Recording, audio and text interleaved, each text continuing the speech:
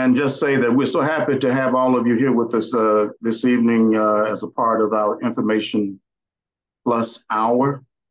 And we're so happy to have with us this evening Danita Mason-Hogans, who is an oral historian. She's a memory worker, a native of Chapel Hill, North Carolina, from a family of 7 generations of movement people. She uses oral histories to advocate for policy change, and she works at the university in partnership with veterans of the Student Nonviolent Coordinating Committee. We know it as SNCC, and today's activists to center equity when documenting national and local movement history. Her TED Talk provides an explanation of critical oral history methodology, which she helped to adapt. Danita helped to establish the first Chapel Hill Civil Rights Task Force, a podcast series on Chapel Hill history, the Chapel Hill 9 Monument, the James Cates Memorial, and 4 documentaries about women in the local movement. And if you have not seen those documentaries, go out on YouTube and search for them. Her recent projects include a community-wide reparations book club discussion with Dr. Simona Golden and authors Sandy Darity and Kristen Mullen. She worked with the UNC School of Medicine, the James Cates Scholars Young History Collective, and a documentary with Al Roker and John Deere entitled Gaining Ground, the Fight for Black Land. Her current advocacy is for a no-cost education program and cost-free college tuition for the descendants of the enslaved laborers over at UNC Chapel Hill. Welcome, Danita. We are glad that you're with us this evening. Take it away.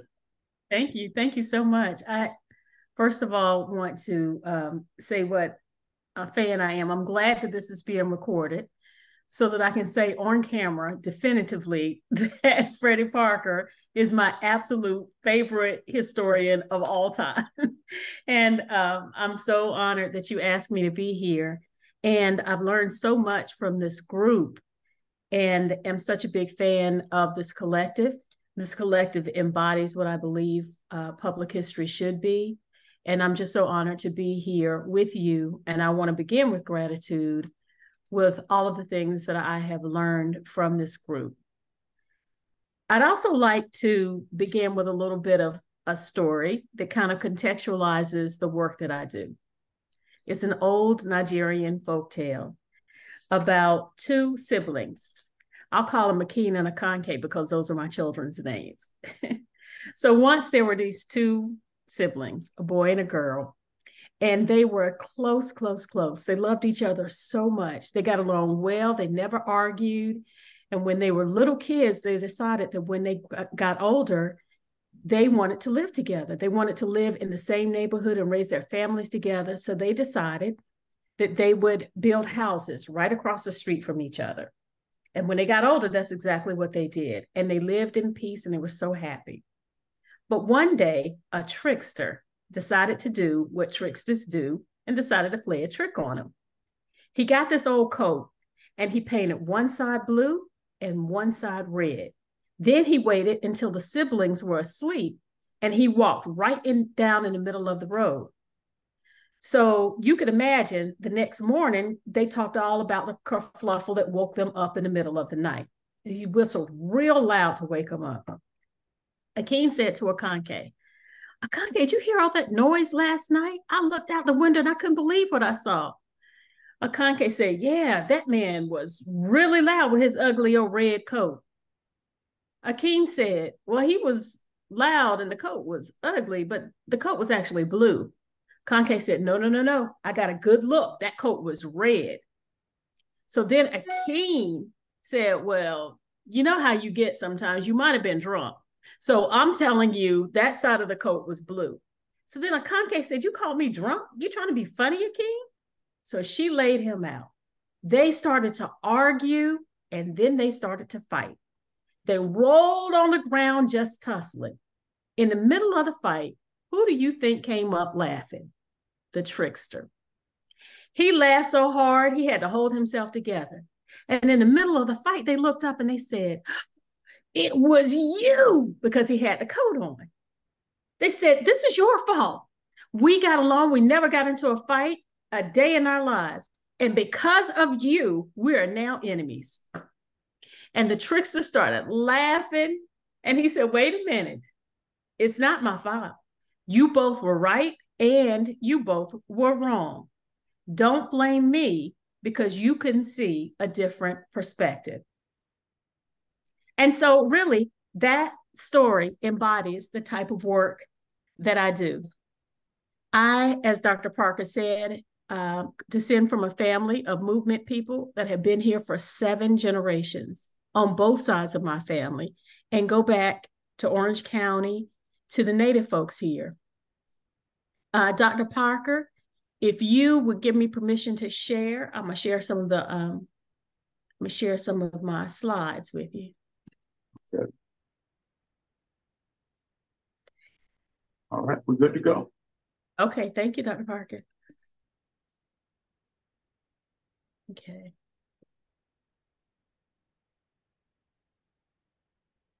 Can you all see my screen?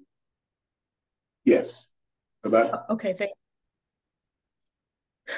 So, because I come from 7 generations of people on both sides of my family, I carry my ancestors with me wherever I go. So this was something that was done on NPR, I think earlier in the summer. And this is me and my ancestors. Every avocation, every meeting, everywhere I go, I carry my ancestors with me. And as an activist and a descendant from this area, it's really important that we give not only the Carolina Blue perspective, but the perspective from the red side of the coat. So some of this has to do with the fact that Carolina has this huge image, and we'll get into that. We'll get into that a little later. But this is my great-great-grandfather, and we need to tell his story when we talk about the university's water system that was developed in 1895. That's about the same year that my great-grandfather, to the extreme right, my grandfather Ernest, was born. He was born a son of someone who was enslaved. So throughout the whole history of UNC's existence, Black people have been here. We were here through the colonial system. This is my 3 greats of a grandmother's, Sally Mason. This was her tombstone. And on the tombstone, it says, "Our Black Mammy." The Mason family are descendants of the John A. Mason plantation. The John A. Mason family is the family that donated land to establish UNC and the town of Chapel Hill. And my great-great-great-grandmother was such a good enslaved person that her reward is to be buried with the people who enslaved her. And this is my great-great-grandmother, Emma, who was also enslaved. And my aunt Nellie, we called her Mama Nellie, who was head of the laundry department at UNC for a long time during the era of Booker T. Washington, when people were trying to sort out who were going to be laborers for the university.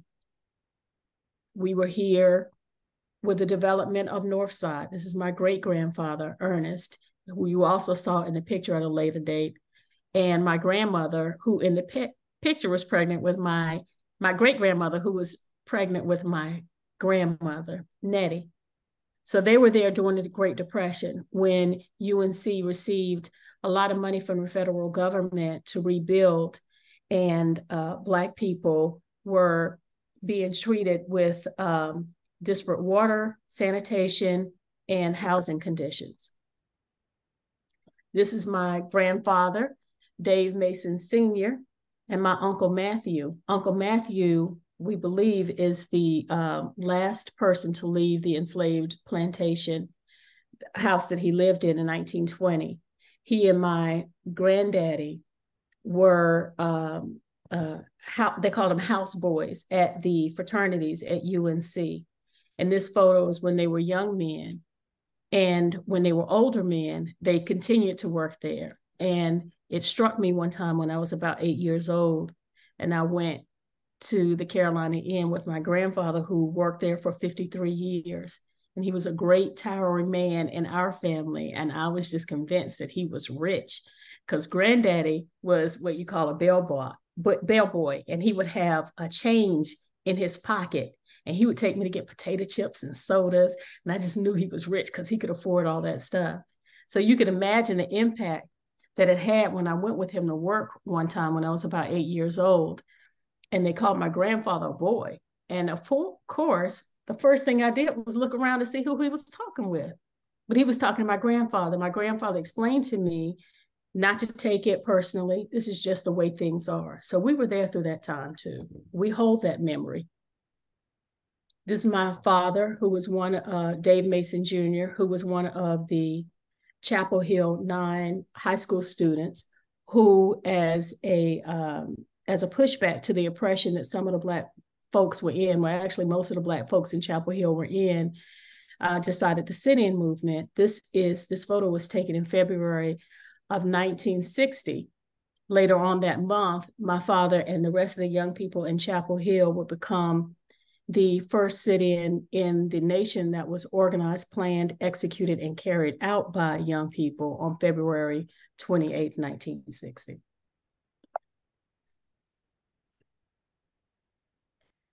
This is James Cates, of course, we know, who was killed on November 21st, 1970, who was failed by the judicial system, with the police, with the healthcare, and the university system, who was stabbed in 1970 and bled to death in the pit. His story was resurrected in November of 2019, and we made it a point to advocate for a memorial so that we would not forget Mr. Cates. And lastly, today, it is my honor and my job to work with young people to help them to explore history on their own, show them the difference between primary and secondary documentation, do intergenerational listening so that we can really help them to understand and contextualize the moment that they're in. So that's why I call myself a memory worker instead of a historian, because I believe that community holds memory, and a lot of those memories have not been shared and have not been told from the beautiful and resilient communities we are part of. So UNC is the blue side of the code. And the things that UNC is known for is their $5.1 billion endowment. So I created these slides, I believe it was last year, and the endowment has increased. So they're one of the wealthiest state universities in the country. They also are known for their medical research, which is it stands behind none in terms of how the research came about. And of course, we know that UNC was the first public university in the country. So a lot of the medical research and a lot of research methodology really was centered at UNC for quite some time. They were the only game in town. Ever since I have known, ever since I've known how to talk, UNC has expanded. They're always building some type of building, and UNC is always known for the university expansion. So this is one of the things that folks are very proud of. In addition to that, the local education, when I was coming up, UNC was routinely in the top 10, the local school systems were in the top 10 in the country, routinely. And now they have fallen a bit, but they still are very highly rated in terms of national recognition for the Chapel Hill Carrboro City School System. So that's the blue side of the code. And this is the history that UNC likes to share. But again, we come from the red side of the code. So yes, UNC has this great wealth, but it was started with escheated property.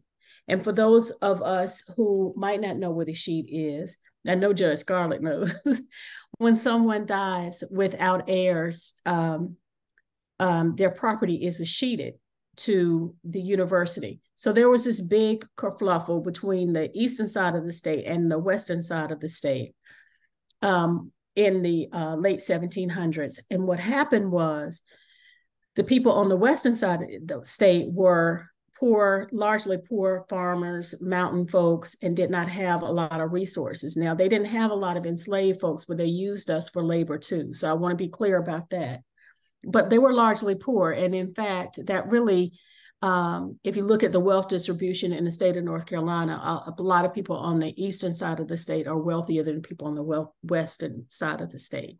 So before the university came about, if someone wanted their children to have, their sons to have higher education, what they would have to do is send them up north, and they'd have to send them to England. And they also would have to hire private tutors to prepare them for that. So the people on the western side of the state did not have those means, and they did not want their tax dollars to go and pay for this brand new university for the people on the eastern side of the state, because they also happened to be policymakers. At that time, the University of North Carolina and the General Assembly, 75% of the General Assembly were enslavers. And so what happened was the people on the western side of the state felt very oppressed by the people on the eastern side of the state, and they did not want their tax dollars to go pay for the convenience of them not having to go up north. So the General Assembly solved that by saying, what we will do is we will establish your university with escheated property. Now, the challenge for us Black folks is that we were property. And you could also understand that in the short term, there's not a lot of money in escheated property. But in the long term, there's a huge amount of money, because everybody has to die. So at some point, there was someone in every county, an attorney in every county from UNC, trying to capitalize off this escheated property. Typically, when a university is established, what happens is the General Assembly will give some money to establish a university. That is not how UNC was started. It was started from stolen native land, and it was started on the literal bodies of Black folk. Yes, UNC has medical research, but this medical research was conducted on, in fact, local Black community members who have always served as a resource for the medical school at UNC to do research. There's a lot of talk now about the OBGYN practices and how the OBGYN practice started off of women who knew how to do midwifery and that type of thing. But those of us who are from Chapel Hill, because of the different levels of income, always had to go to the university in order to receive medical treatment, dental treatment. And so there was an opportunity for a lot of young people to practice on local generational Black people in order to do better with their medical. So there are a lot of horror stories when it comes to students who did not know what they were doing. But, that was part of the reason that we were able to, UNC is able to claim about the medical research. So the university is always expanding, but of course it came off native lands and gentrification. So each stage when the university expanded, we lost. Talk a little bit about the film that I'm in later on, but in Orange County, we've lost roughly 80 to 90% of our land. So a lot of this university expansion was done at the expense of local generational people. So yes, local education is good for white students. My husband and I decided to take our children when they were school age out of the Chapel Hill Cardinal City Schools and put them in Durham public schools. And I remember when we were signing my child out, the person who was behind the reception desk said, "Are you sure you know what you're doing? You're taking your kids out of out of Chapel Hill to put them in Durham." But if you disaggregate the data, Black children do a lot better in Durham. And the fact is that local education for our children means the second highest achievement and opportunity gap in the nation. So the red side of the code is something that we don't really talk about. We all love this town. We love it in different ways. I don't want to come across at all as doom and gloom or somebody who hates Chapel Hill. I adore the community that raised, loved up, and nurtured me and inspired me. But we do have a different relationship with this town. And sometimes from the red side of the coat, the love is quite unrequited. So the work that we have been involved with and the public memory work that I'm involved with, first, I got into education by way of activism because it was and is my belief that the only way that we can really move forward as Black people is through education. But as I started working with the educational systems at Duke and UNC, what I found out is that the truth of the matter is public education on a college level was really started by white supremacy and elitism, if we throw back to that old system. And we continue to reproduce the ways of collecting this stuff, but we don't think about what it was actually rooted in. And so because it was rooted in the type of system that it was rooted in, there's a certain way and objective to collect data from the red side and from the blue side. So the extractive or blue side of the education usually is people are very big on publication. So the end result for a lot of the historical research is that we want to do all these publications, and that's considered like the highest order of what people have done. It's very competitive. Universities have private archives. When we did work with the SNCC folks, we'd have to go all the way to Princeton because they had like these particular archives that we did not have access to. I remember when I was doing research with the Chapel Hill 9, I actually was asked to pay for an interview that my father did a few years ago. And that's because the universities have this paywall system where they capitalize off of stories from Black and Native folk. Also, the institutional authority is something that is very interesting because typically people are not thought of as authorities on historical content unless they have a PhD or a master's degree or some type of degree behind their name. And so this is where the blue side of the coat places value on history. And then we have the repetitive standard. So we just continue to repeat the standard over and over again. And we say stuff like, oh, this is just the way that it's done. But for me as a memory worker, I approach stuff from a value system from the red side of the coat, which a lot of young scholars do today. So for me, if we're doing historical study, it needs to be inclusive. And the goal should be for public memory. So I believe that history should not sit on a shelf at a university where it's difficult to find parking and, you don't know how to navigate the system. And I think a lot of history is lost that way. I think public memory should be gathered for public reflection. So the way that I got into education is through activism. And the way that I got into history work is through activism and education. And so the research is gathered for public reflection. Then I also think that memory work should be cooperative. So I don't think that it should be stuck in an archive at one particular university. It also has implications for HBCUs and, offer as a container of this knowledge. I think that history should be publicly accessible. And history sharing in the community should have public ownership. These sound like very simple constructs, but they are very difficult to get past this university, the university system, the way it's set up. Also, instead of institutional authority, or in addition to institutional authority, the way that we collect public history gives credence to people who have lived authority. And so I'm going to talk a little bit about the critical oral history process that we helped to develop with the SNCC folk, but the lived authority is something that should have a lot to do with who is considered history. We believe that people who live the history, make decisions of history, are in fact authorities on the history.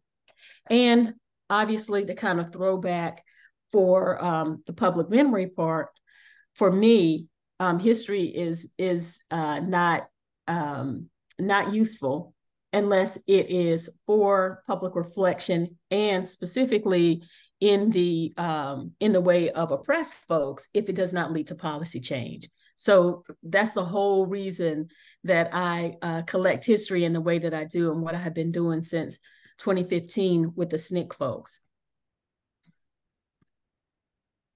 So the methodology that we use, let me make sure, okay. The methodology that we use is called the critical oral histories.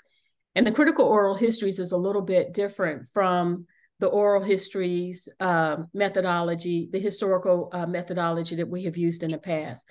So typically you have this historical event, and a researcher has this historical event. Now, I'm rooted in civil rights history, but you have this historical event. Let's say, and hopefully we can talk a little bit about it, because I think right now we're in a moment where we really need to understand what happened in Atlantic City in 1964, the Mississippi Freedom Democratic Party and Lowndes County.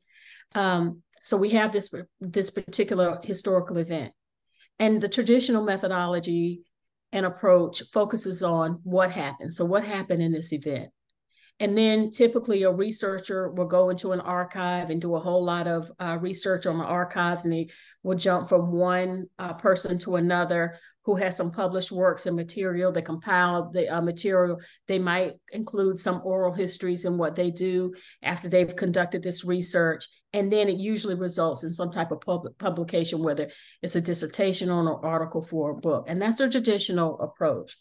So in about 2014, the SNCC folks approached Chapel Hill and also Duke and said, we want to tell our stories, because literally hundreds and thousands of articles and books have been written about our experience, even movies, but we don't feel that anybody has gotten our history right. So we want to share our history, but we don't want to share it as subjects, which is what typically people do.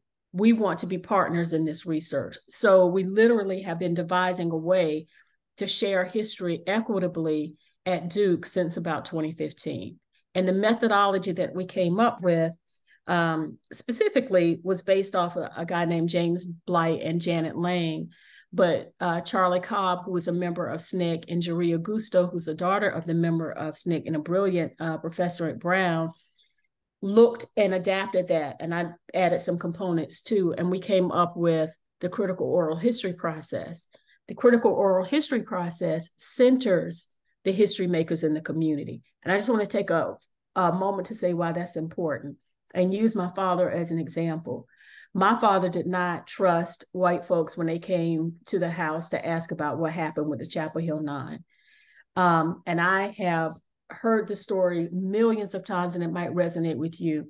When Brother Horace told his story about the things that he went through during the times that the schools were desegregated, that really impacted me and reminded me of how many people have similar experiences that have not necessarily been told. And part of that is the way that this history has been collected. So in particular, my process, let's say for the women of the movement, we center the history maker. So I did not have a determination in terms of like who I needed to research or who I needed to make stuff on. I gathered a bunch of women together, and this is the COH process. Women that I knew had been a part of the civil rights movement. And I said, who else needs to be at the table? So I probably gathered about 6 to 8 women that I knew were central forces in the civil rights movement. I said, who else needs to be here? So we ended up having about 83 names on a list of women who had contributed to the civil rights movement. And they decided who else needed to be at the table. A lot of people, because of the huge mistrust that a lot of history makers have, decided that they didn't want to be a part of this history. They were suspicious. We've since had a request to do 2 more women of the movement pieces, which I would love to do.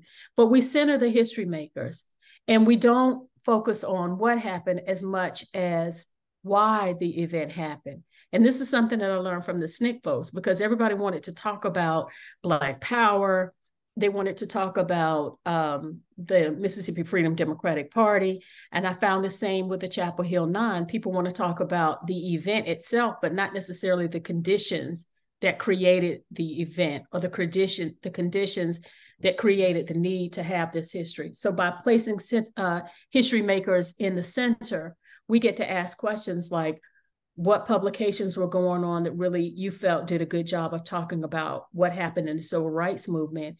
And that is particularly important because you had a whole lot of journalists who did not know people in the community, who would get names confused, events confused, not necessarily vet people who were jumping in front of the mic to talk about stuff that they were not necessarily a part of. So we get the history makers to tell us what the story is and tell us what we need to know.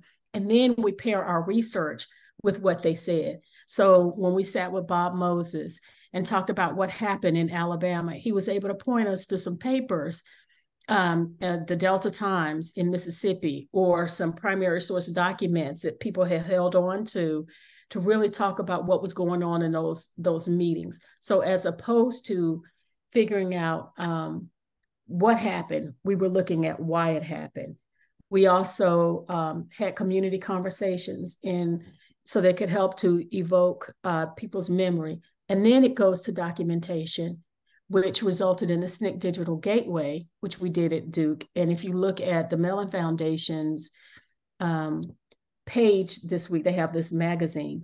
On the front page is the collaborative process that we went through at Duke with the SNCC folks. But the goal for the SNCC folks was always, because young people were always asking them, what did y'all do? How do I do that? And we all know that people on the right have been using the same exact playbook since after the Civil War.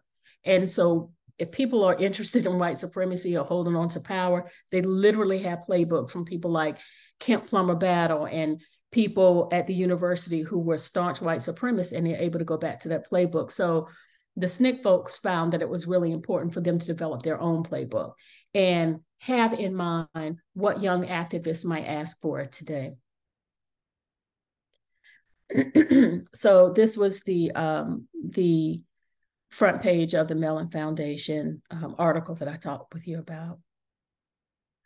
So the information history happens in different phases. We were centered at Duke University, and at every turn, as a proud graduate from the North Carolina A&T State University, what I understood is that we have always had the intellect, we've had the knowledge base, we've had the understanding. What we don't have is resources.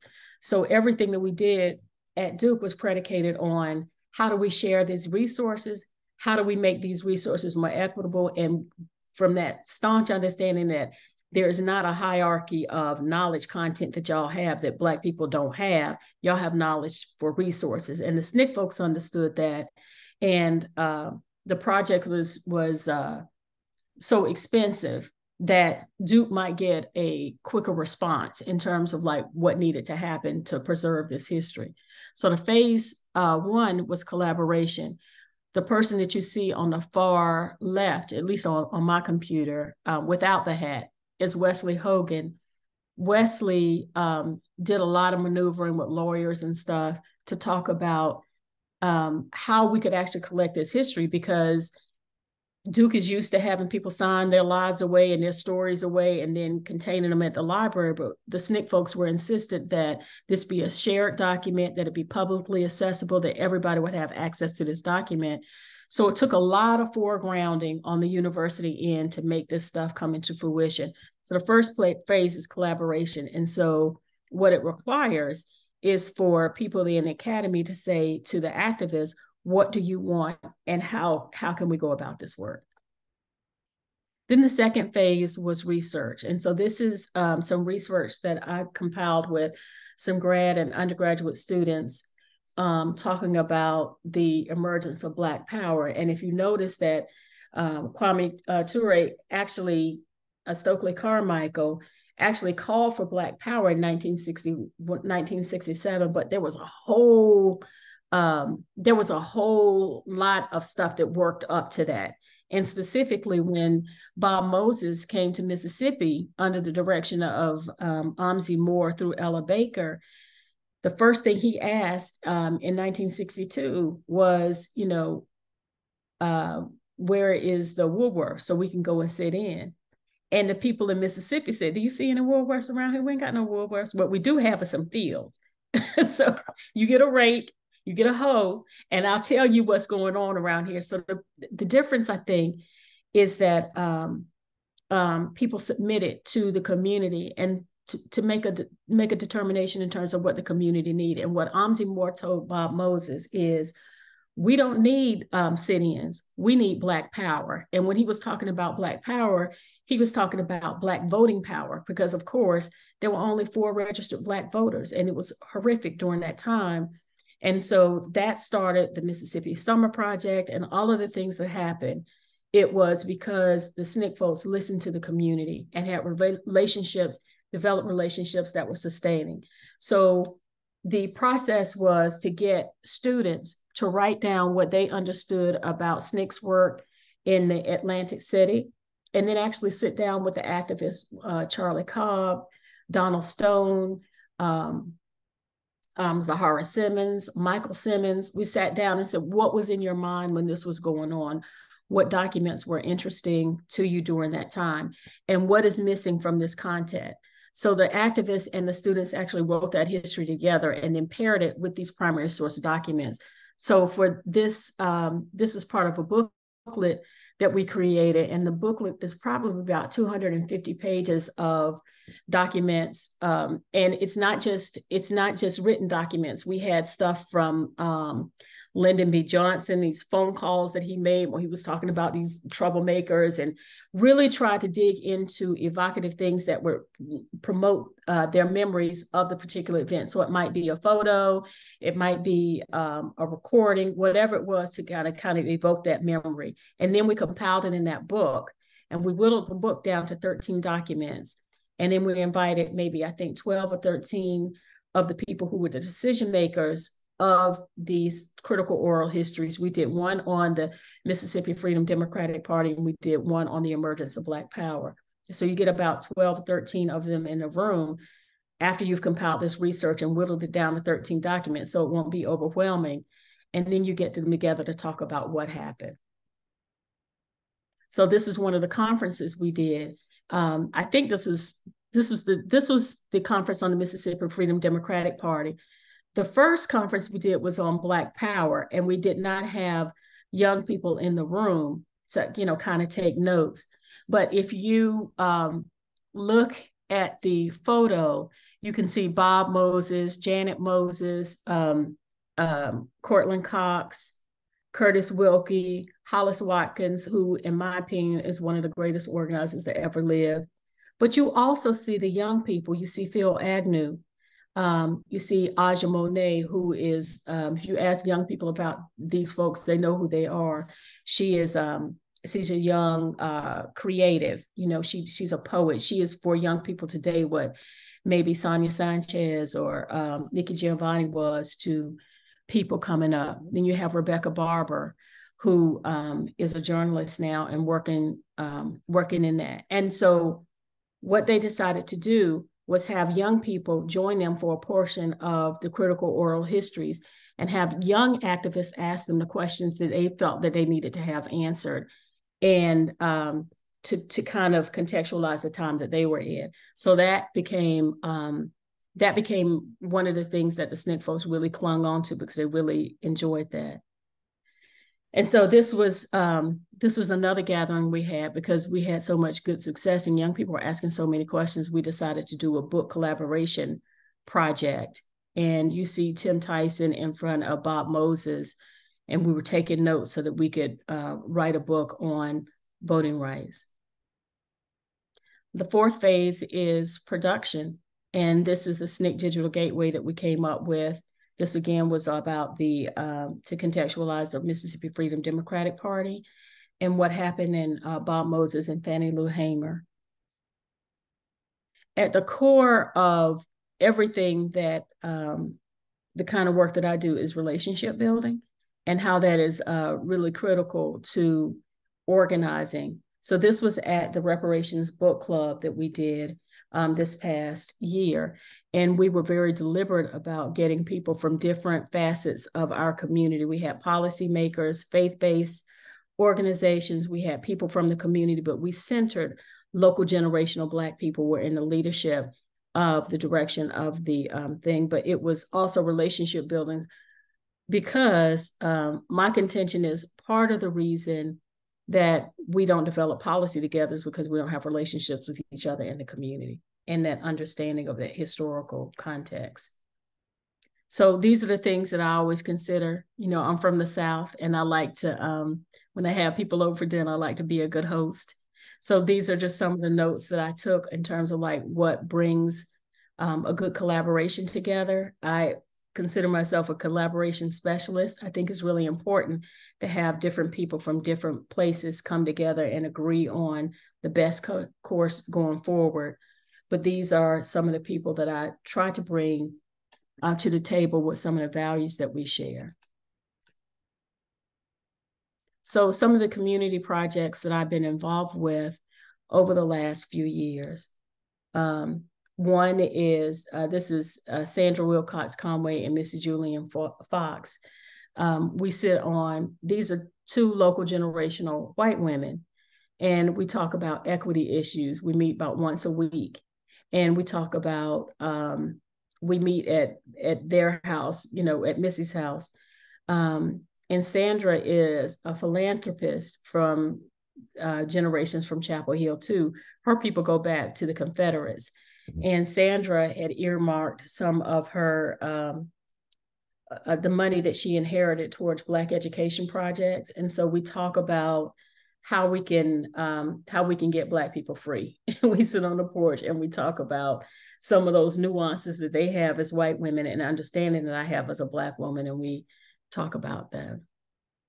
We also center what elders in the community wanted. We worked on the Chapel Hill 9 project, but that was based on the collaboration with the Alumni Association.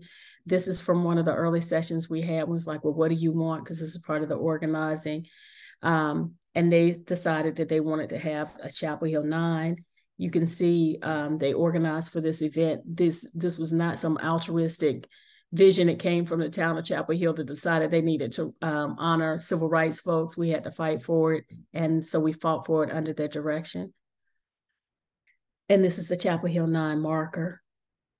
I could also say, and this is also the Black designer who designed the marker. I will also say that oftentimes Black people are not necessarily considered in the decision makers in terms of what should happen, but we centered them in their story when we were advocating. This is Cornell Watson. He, I don't know if any of y'all got to read about the exhibit. He was scheduled to do an event at the Sonia Haynes Stone Black Cultural Center. There were a couple of pieces that were controversial. If you look at the photo, you see the man with the noose next to Cornell. Cornell is probably one of the top 5 photographers in the country. And, you know, there was a kerfluffle about him, some of his pieces being controversial. So he got into a disagreement with one of the directors of the Stone Center, who also was a Black person. And Cornell was threatened with having his pieces taken from the Stone Center. That was important to our community because all of his pieces, his photographs, depicted life in Chapel Hill and some of the things that happened in the local Black community. So we got together with the public library and we paired oral histories with some of his work, and we pulled off the exhibit anyway. We got some young people in the community, trained them to be docents and trained them about the stories and the histories that lived in Cornell's work. And it was just a tremendous thing. And then later on, Cornell was invited to the National Civil Rights Museum, and his work was featured there. This is Cornell sitting down with to HBCU students, art students, who were talking about how to become a docent and what was involved with that process and what giving meaning to that. Cornell was sitting with Dave Caldwell, who was one of the people who was depicted in the photos, and intergenerational work, history understanding is at the core of what we do. So Mr. Caldwell was giving some contextual history to Cornell's work. Earlier last year, actually it was earlier this year in April, the March, the University Studying Slavery Conference. This is a consortium of a number of different universities across the country who will talk about slavery and enslavement. And I serve on the Chancellor's History, Race, and Way Forward Task Force. I don't know why he invited me to be on there, but I've been a disruptor since we've been there. And they wanted to have all these papers and, just talk about all this great work that the academics were doing about enslavement. I'm like, nope, we need to have descendants from each of these universities. And I subverted that process by making a little mini conference in light of the big conference too, and also insisting that we center everything on Black and Native folk. And this was these were the descendants from UVA. Then, of course, we had the Reparations Book Club, as Dr. Parker mentioned earlier. And the purpose of the book club, obviously we know that reparations is a federal program. Chapel Hill couldn't give it if they wanted to.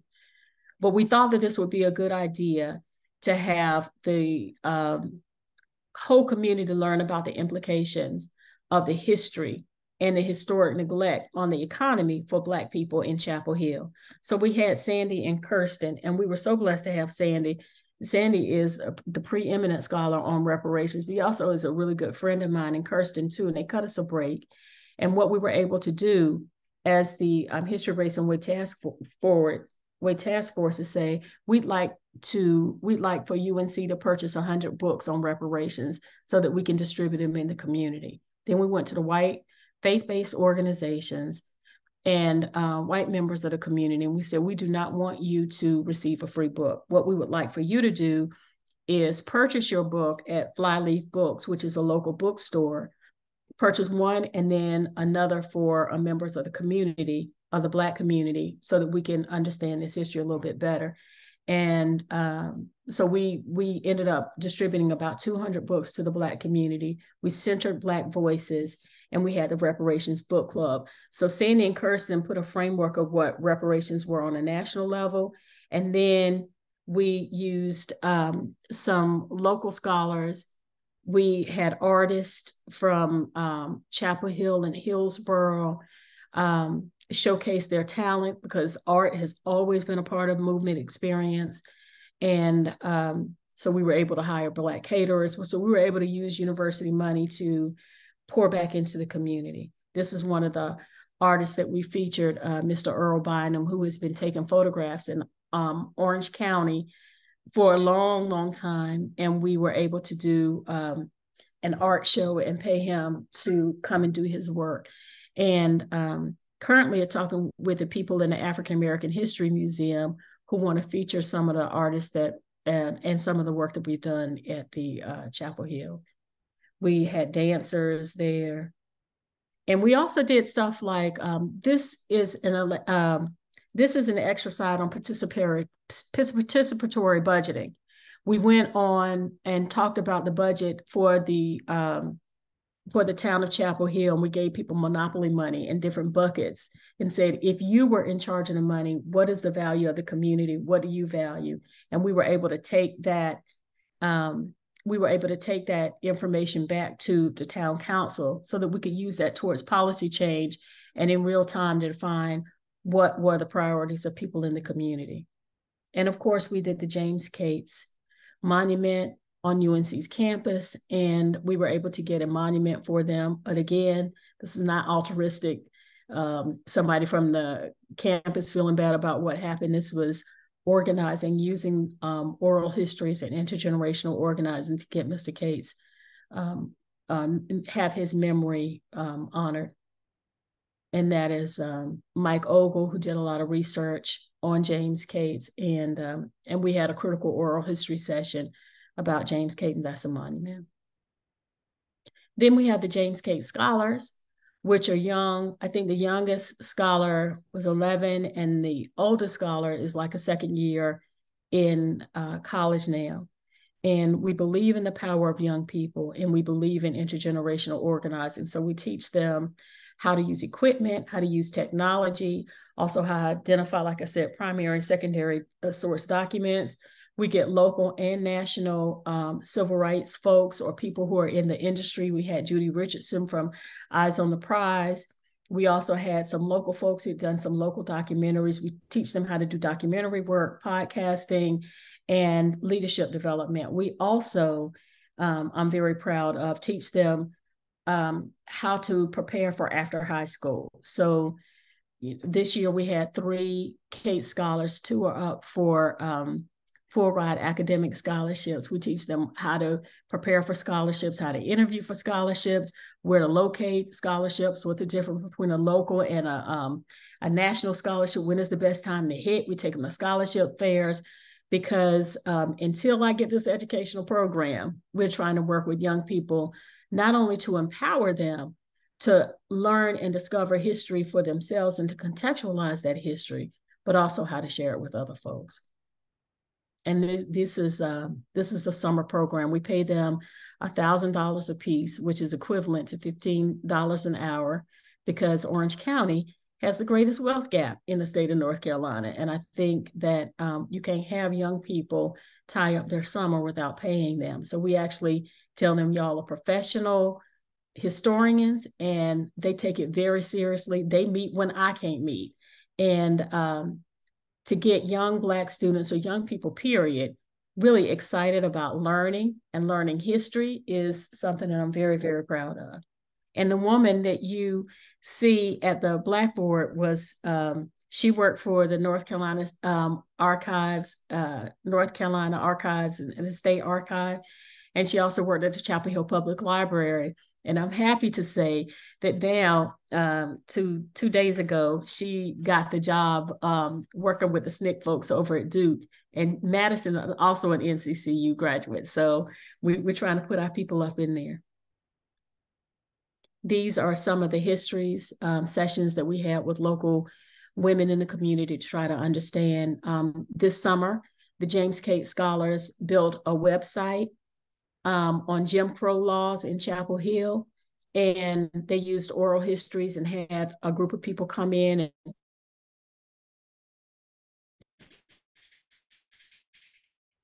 and do historical timeline. They have spoken with, I'm so proud of Ajamu in the middle, who was a preeminent scholar, a student of the Dr. Freddie Parker, and also Kenneth Campbell, who is now over at NCCU in the with the film program, that he graduated from NCCU and then went over to Howard and organized for the film program. But all Ajamu and Rebecca and Kenneth all have been with the SNCC folks since about 2015, sitting at their feet learning how to organize. And Kenneth had there was a thing that the SNCC folks got called the Free Southern Theater. Kenneth's thing was the Free Southern Media. So what I'm sharing is that we're using this intergenerational information to inform young people how to move in a different way. And these, again, are the James Cates Scholars. And Mr. Fashee, Braxton Fashee, is the gentleman who's sitting down in the gray. Mr. Fashee did not know it, but I was getting his oral history not only to inform the website, but I was determined to get a Braxton Fashee Day for the town of Carrboro, because Braxton Fashee started out in the civil rights movement when he was 15 years old. I think Mr. Fashee is about 84 now. And he started out when he would marshal elders to the voting booth to protect them when it was difficult for them to vote in Carrboro, when they were talking about how many jars, jelly beans were in the jar. Braxton Fashee organized Black voter registration in Carrboro, and astonishingly, he was also the first town alderman, and astonishingly, he is still on the planning committee for the town. So he's had consistent years of service to the town of Carrboro and was never recognized. So this is the oral history projects that we did with the woman there is from the UNC library, and they provided us with the resources and graduate students to help us with the technical application. This is the intergenerational work that we've done with the women in the community and some of the scholars. We did something with the School of Medicine this year. They asked me to come and do a talk with the incoming medical students. And I said, instead of me coming to talk to the incoming medical students, why don't I invite y'all to the community? You can talk to the community members for themselves and pay them, and they can tell you about some of the medical implications that have been visited upon our community when y'all are trying to figure out what you're doing in the medical program. And so I actually received feedback from them from this summer. It was an opportunity to pay people in the community and let them know that we really value their experiences. But out of all of the orientation week that the young people had, we just got the feedback today. They said that that was the most powerful thing. We had them visit Rogers Road, who also had a horrible work with dirty water and sanitation, talked about the medical implications there. We had them visit the power plant, which has been causing cancer in the Black community since it was there and still is shipped to another Black community. And this is St. Joseph CME Church, which is the North Side area, which, you know, white folks who are not familiar with Chapel Hill thinks this is where the Black community started. So, but it is a central location in the Black community.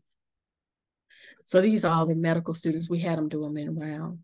And then lastly, I am a part of this film called Gaining Ground, a Fight for Black Land. A lot of people don't know that North Carolina still has not passed the heirs property law. A lot of people have lost land in the South because of heir property law.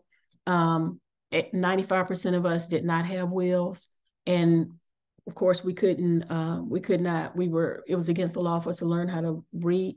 And as a result of that, a lot of people lost their lives. So the young man in the middle, his name is Eternal Polk. So I'm working with the Center for the Study of the American South and the Sonny Haynes Stone Black Cultural Center. Melody Hunter Pill, y'all know, she used to be a broadcaster, and the Land Back Abolition Project, and some members of the Plantation House where my ancestors descend, and we want to have a screening in the fall along with local people, and we hope to have Eternal and Al Roker come and facilitate that, but we don't want it just to be a screening. We want it to be an information session about how we can get legal aid or whatever it takes for us to reserve the little land that we have left, because as you know, Chatham County and Orange County are the fastest growing places, and our land is very vulnerable. So if we have this heirs property and we sell it to one person, all of us could lose our land. So we need to do something about that with urgency. And I have spoken with our beloved Renee Price, who is advocating for that, and also Alan Boyncey. And so, you know, this is another opportunity to really delve into policy change, using these histories as policy change. And that was just when I did that, and the film premiere at the African American History Museum. And I'm very happy to say that the town council did proclaim December 13th as Braxton Duncan Fashee Day. And so we're really proud about that. And now we're trying to get a street named after Mr. Fashee. Our druthers is to get it a name taken off of a white supremacist and put that with Mr. Fashee. But we know that, you know, the struggle continues. So that one. So that is my presentation in terms of the work that I do. And I just want to say that this collective, thank you so much. This collective is just so special to me, because this is an opportunity. Another thing that I did not put up there on the red coat, blue coat is typically we have to pay for education. We have to pay for higher education. And so it took somebody like Dr. Parker to say, no, community should understand history and the stuff that y'all have brought to me and the support. Looking in the audience to see Beverly Scarlett in there with her pretty self and her big grin, it really means a lot. And your presentations have just been awesome. I've learned so much. Policy is what kept Black people in Hillsborough and Chapel Hill apart. We're probably cousins down the road, somewhere. And so this really means a lot. This collective means a lot, and I very much appreciate you having me. Thank you so much, Danita. I know when you look at everything Danita has done and continues to do, maybe we could pray for 36 hours in the day rather than 25. Pray for me. Look up high and say, look here, give us 36 hours in the day. You've done a tremendous, my God, your contribution to the community. And, we need to bring this stuff out of the ivory towers and put it in the hands of the people. If we're talking about reparations, that is one feature, in my opinion, that Black folks should never have to pay for education. I think that everyone who wants to go to college ought to have that access. You get that so-called free training, but it's really not free because price has already been paid.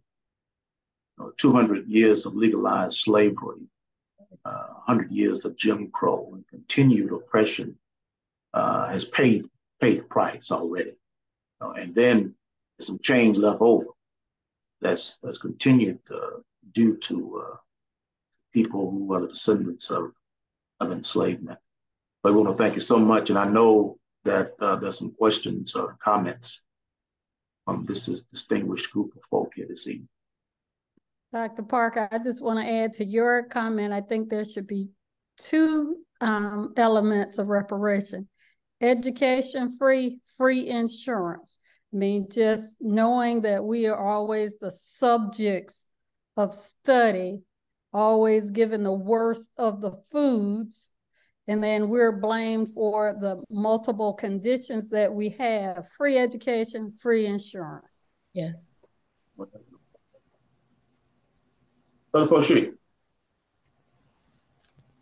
Trying to find the hand raise thing, but great presentation, Ms. Hogan. And I am definitely a reparationist. And yeah, education, healthcare is a drop in the bucket. There's a much broader discussion to be had about the repair that's needed. I wanted to ask really quickly, because of things that I do, I will try to work with you offline about this, but the fact that you have such a wealth of knowledge about your the generations of your family and the way that you just phrased at the beginning, I'm interested in how much you know, and I'm very interested in how you're ascribing what I observe at UNC and at Wake Forest, which is generational employment or generational servitude, as I terminalize it. So you don't have to go too far, because I plan on meeting with you and having lunch or something very soon and unpacking all of this. But if you have enough on your family for another presentation, I would really like to work that out for 2024. Yeah, I would love to. I think that's kind of what got me interested in historical pursuit in that way, because we come from a servant class, and I believe that our education system is constructed to have laborers for the university. And I think that is why in the inception of our educational program here in Orange County, Black schools were outspent 8-1.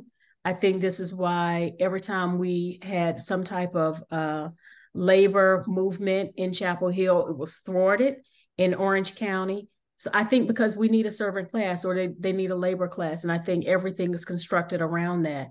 And so I was able to look back through my family history. Like I said, my father started working when he was 3 years old at the at the fraternity houses. It's a normative way. I used to clean houses with my grandmother, who was a housekeeper for the university, and she almost lost her job when she advocated for higher wages. So the Black labor class is something that we have not really touched tip the scales, but in terms of reparative work, had it not been for the Black labor class, I was so happy to find out that the Mason family, we were agriculturalists like a lot of other farmers. We had pigs and corn.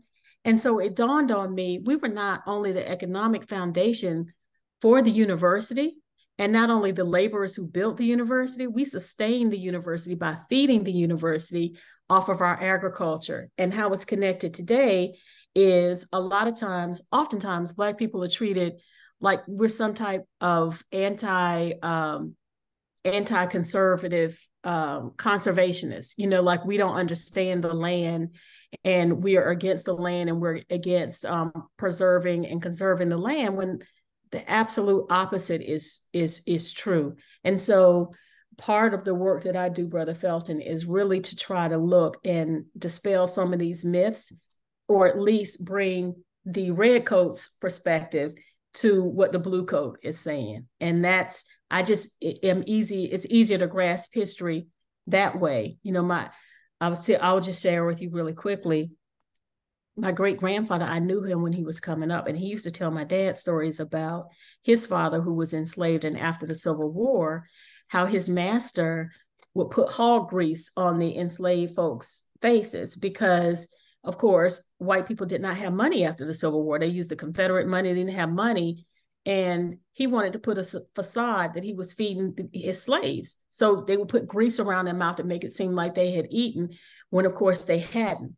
And so I look at histories from George Moses Horton and, Samuel Morphus, and even Polly Murray, when she talks about how desperate it was for Black people in Orange County, and how sometimes we had to live in the woods and live off the woods because of white folks were broke. We definitely didn't have any money.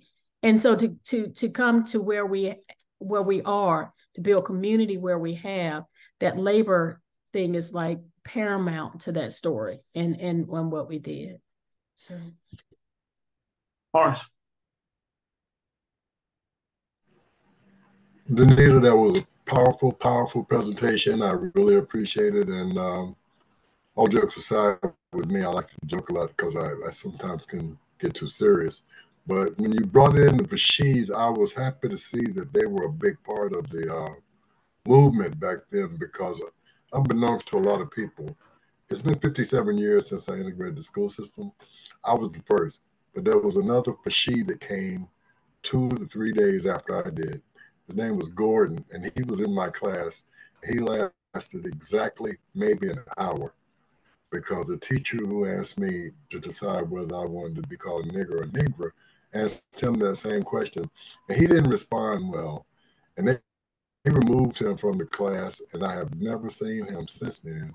But I see that I'm pretty sure he's related to all the other Fashis that were in the movement in Chapel Hill. And it's just, when you talked about him, I just got tracked in the back with Gordon, and I just wonder how he turned out, because I know it had a negative effect on him, and he'd be proud to see what you've done with his family, and if he's still living. I don't know if he's still living, but thank you for the presentation. Thank you, Brother Horace. And I just want to say that your presentation was so powerful, and it was so brave that you came and told the story that you told. A lot of the work that I do, I almost feel like I should be working with a psychologist, like right beside me, because people don't understand to the extent that was traumatic. These were young people, 18, 19 years old. And, people were not heralding people who integrated the school systems, people who fought for it. And y'all know this better than me. People were not heralding them like, oh, I'm so glad you came to make this society better. They were called thugs. They were TT Fashi. I just had a meeting yesterday about, there was this church who was doing this thing on the civil rights movement and left TT Fashi out. And I said, no, you need to apologize to him and pay him to be a consultant on that whack history that y'all put out, and they were very accommodating, and they will do it. But they kind of centered the people at the university and said, "Oh, these white professors went through so much." This woman urinated on TT Fushi, and he was filled with so much trauma. It's very unusual for him to be able to tell those stories. And I find that a lot of times people even block out a lot of these memories because they were so young and it was so traumatic. And having said that, when we look at what's going on with young people today, Brother Harris, we got to tell those stories because we see history repeating itself, and young people are looking up going, well, what in the world is happening to me? And and a lot of times, oftentimes, my work, I found that there is precedent for this, and there were movement things that happened that young people should be aware of in order to avoid some of the pitfalls that they went into, so that they can be affirmed for trying to make things better instead of denigrated. And that's why your story really inspired me, Brother Horace. And I hope we can do some Orange County oral histories. And Judge Garland, I'm ordering me some of those sticks because I want to learn how to go on the property and talk to folks too. So y'all have really inspired me in the work that in this group. No, too much. Come out anytime. I'm happy to share. Thank you. Danita, Danita. Yes, sir. I got a chance to know Mr. Edwin Caldwell, and I just wish that I was listening when he was telling me all this stuff, because I know he worked at a fraternity house and he talked about the white privilege. And, I don't know how or if some of his people, because his sister taught it at Central High School, Miss Stanback, and he was telling me all this stuff about Chapel Hill, and I just was not listening. I just wish that when we talk about critical, he was a good fishing buddy. He took me on his wing and took me fishing and was telling me all this stuff, and I was not paying attention. And that's why it's really important for those critical oral histories to be told. And those folks like Mr. Fushi and others, we just need to surround ourselves with their input and take it and go forward with it, and get a clear understanding. Because I think had I listened to him more, I would have a better understanding about what was going on, because he owned a lot of property. He was pretty prosperous at Chapel Hill, and those folks, I just wasn't listening to at that time. And if we can engage our young people now and get them listening, we'll be better off. Yeah, I couldn't have said it better. That's absolutely true, Mr. Shankin. Felton, who is also a Fushi, probably related to some of the folk over in Chapel Hill. It should be the name, street named in honor of Fushi and Mason, really. But Felton, go ahead. Yeah, just really quickly, because I know it's getting to this different type of hour here. First and foremost, again, thank you. Mr. Johnson, I wanted to say that I organized a panel on school desegregation, and I had it in Rockingham County, and you were recommended, but it was getting close to that time that it was needing to come together, and I ended up with a full panel. But I'm probably going to do that again, and I do plan on reaching out to you, because I was told that by Allison that you had some good stories and things that you did not mind sharing, and I welcome that, and I'm all about getting it out into the community as well. But I also wanted to ask, and again, I plan on speaking with you at some other point, Ms. Hogan, but I'm focused on depictions of Black Americans in media. That's what I'm working on for my dissertation, the controls of narrative. So something I want to talk to some of the SNCC members about was because you alluded to it, was how they felt they were depicted, and by which media outlets they felt they were most respected, most respectfully depicted by, and et cetera, et cetera. So at some point, I hope to have that level of interaction, and that would be one thing I would love to really engage on. And you alluded to it, so I don't know if there's something quick you can add that gives me hope, or yeah. not. Well, please reach out to me. We would probably have to go through the archive together, and I'm right now trying to compile some of these clips that we've taken. And some people obviously are not here, like the late Bob Moses and Dave Dennis the book club was successful, so they want to do another book club next year. And what I want to do is the book called The Movement Made Us by Dave Dennis. So we're trying to work that out.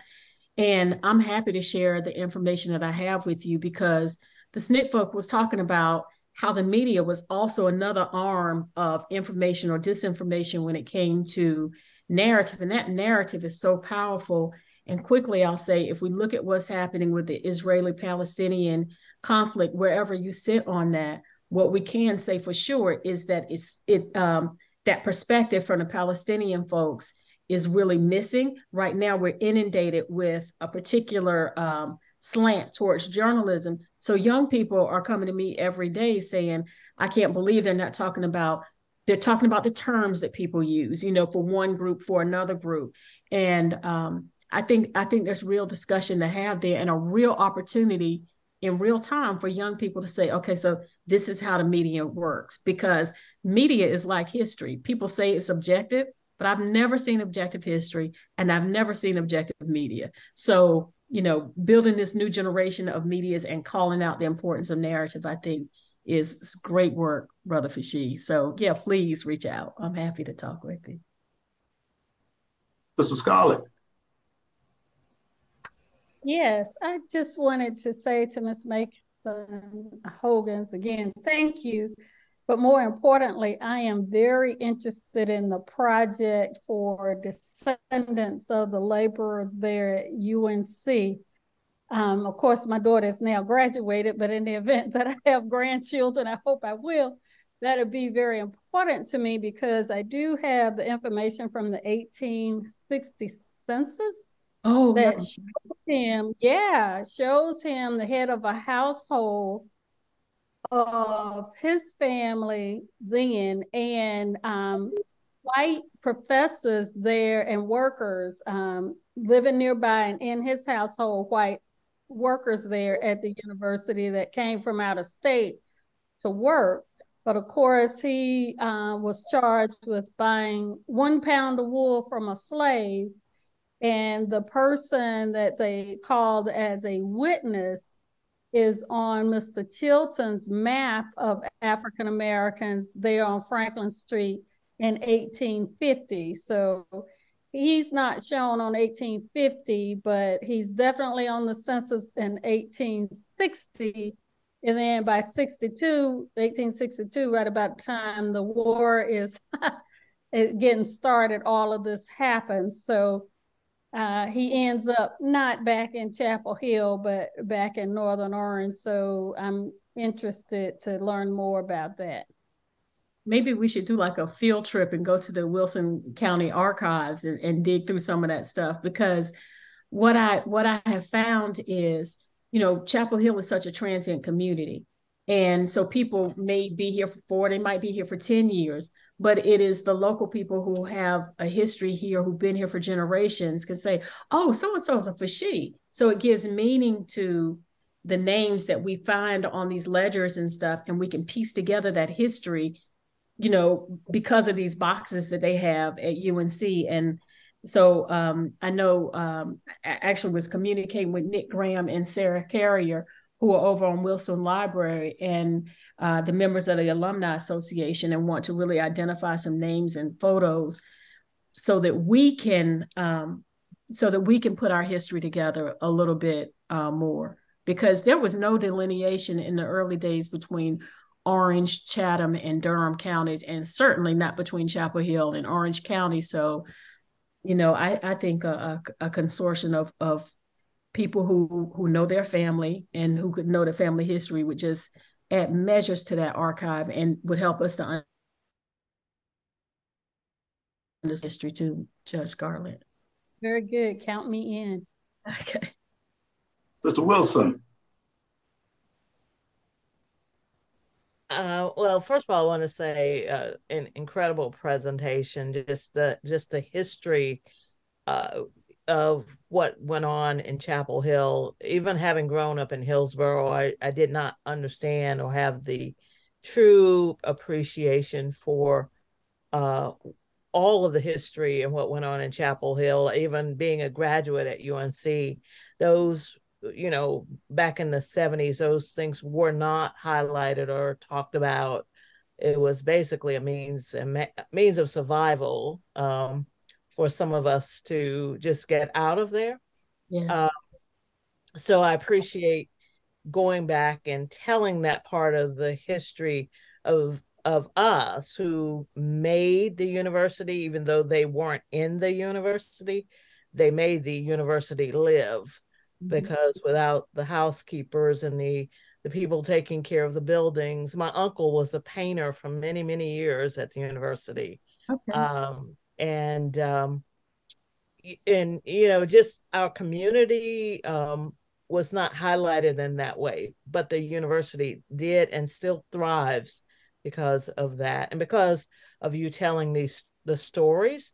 But I did have a question about the Fushie, because Valerie Fushie, as representative, as well as the recent Carrboro election. So can you talk about their role, or are they a part of this in any way? Because obviously they have a whole part of the history. I'm not familiar with how you tie those women in and their families. Well, Paris Miller Fushie. Oh, let me just say this real quick. I had a meeting with Chancellor Guskowicz on Monday. It was either Monday or today's Wednesday. I guess it was Monday. And I presented him with a cup, because we know he's not going to be here long. But I presented him with a cup. And on one side, it talked about the new day on the horizon with, hopeful collaboration, truthful collaboration and stuff. And on the other side, it was a cornerstone, and it had 1793. And so I said, this is what other people can see. When you look at this cup, though, I want you to remember who really laid the cornerstone for the University of North Carolina. So this is my gift to you, so you would never forget our community who sustained, built, and kept the university. So yes, we can never forget. And the Black students who toiled there.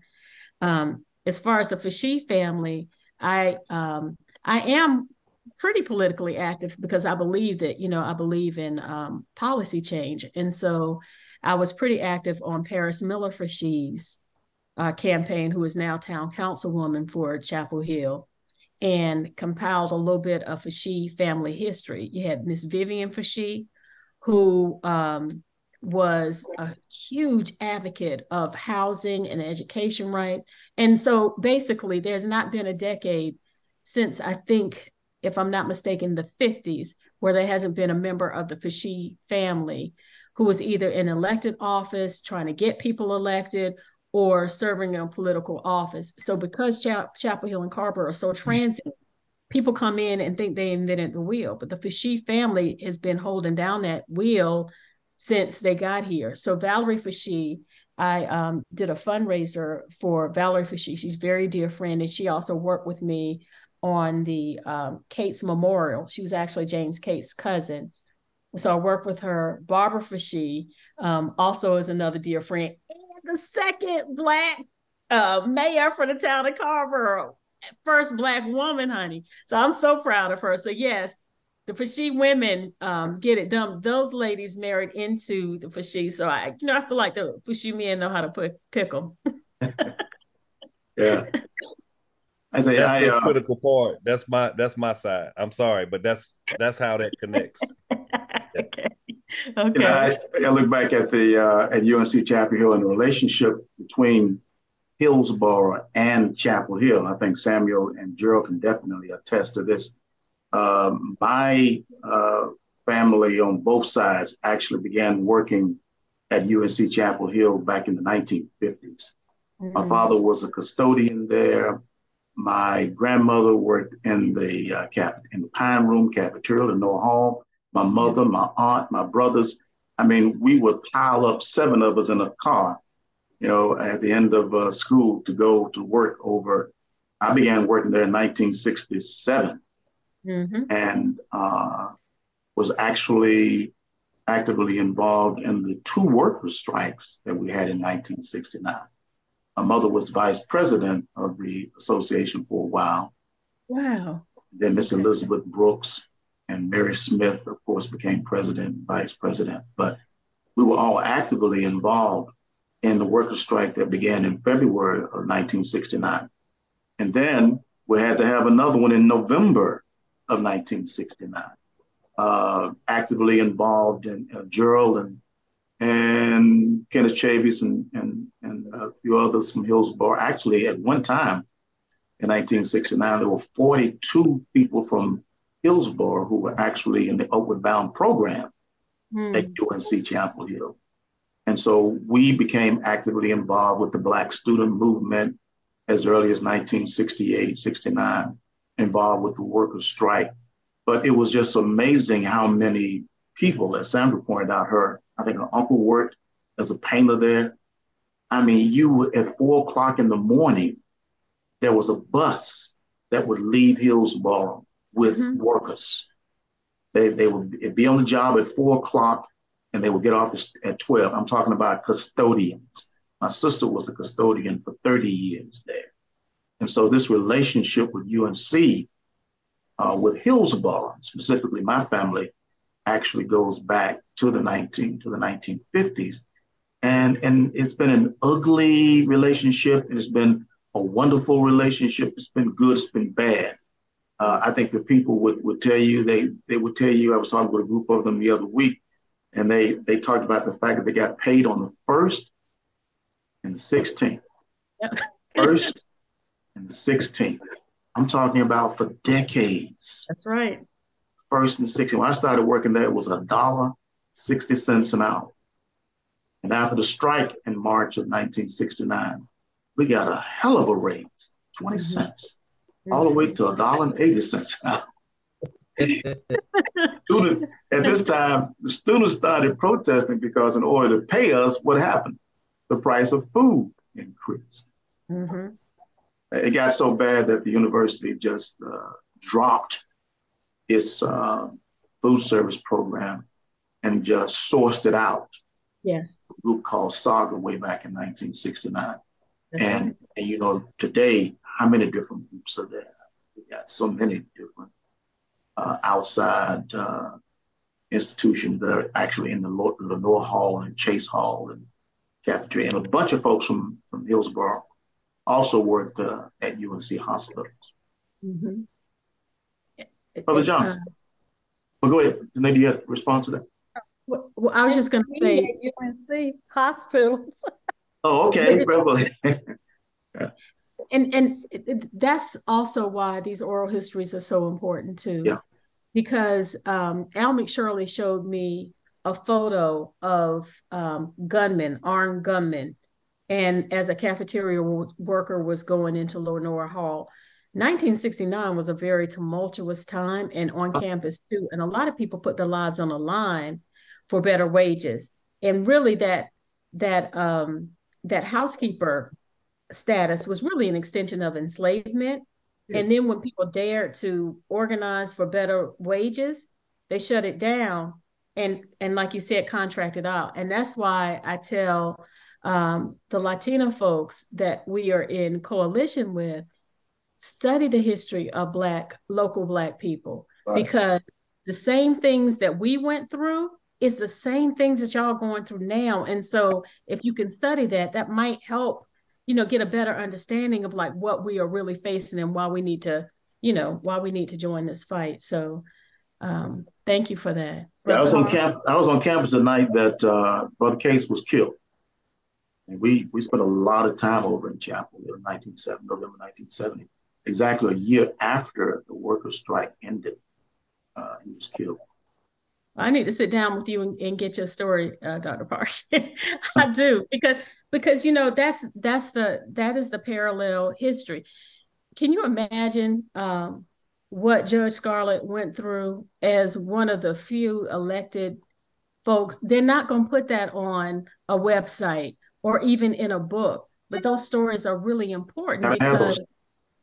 Yes. Okay. I mean, we need them, and you as a young activist, I learned so much from the documentary about the desegregation of the schools, and you were in that movement. And that one thing that I would just say really quickly, and one of the reasons that I just love Dr. Parker so much, Dr. Parker was colleagues with my uncle who was at one time head of the honors program at Central and then went to the English department.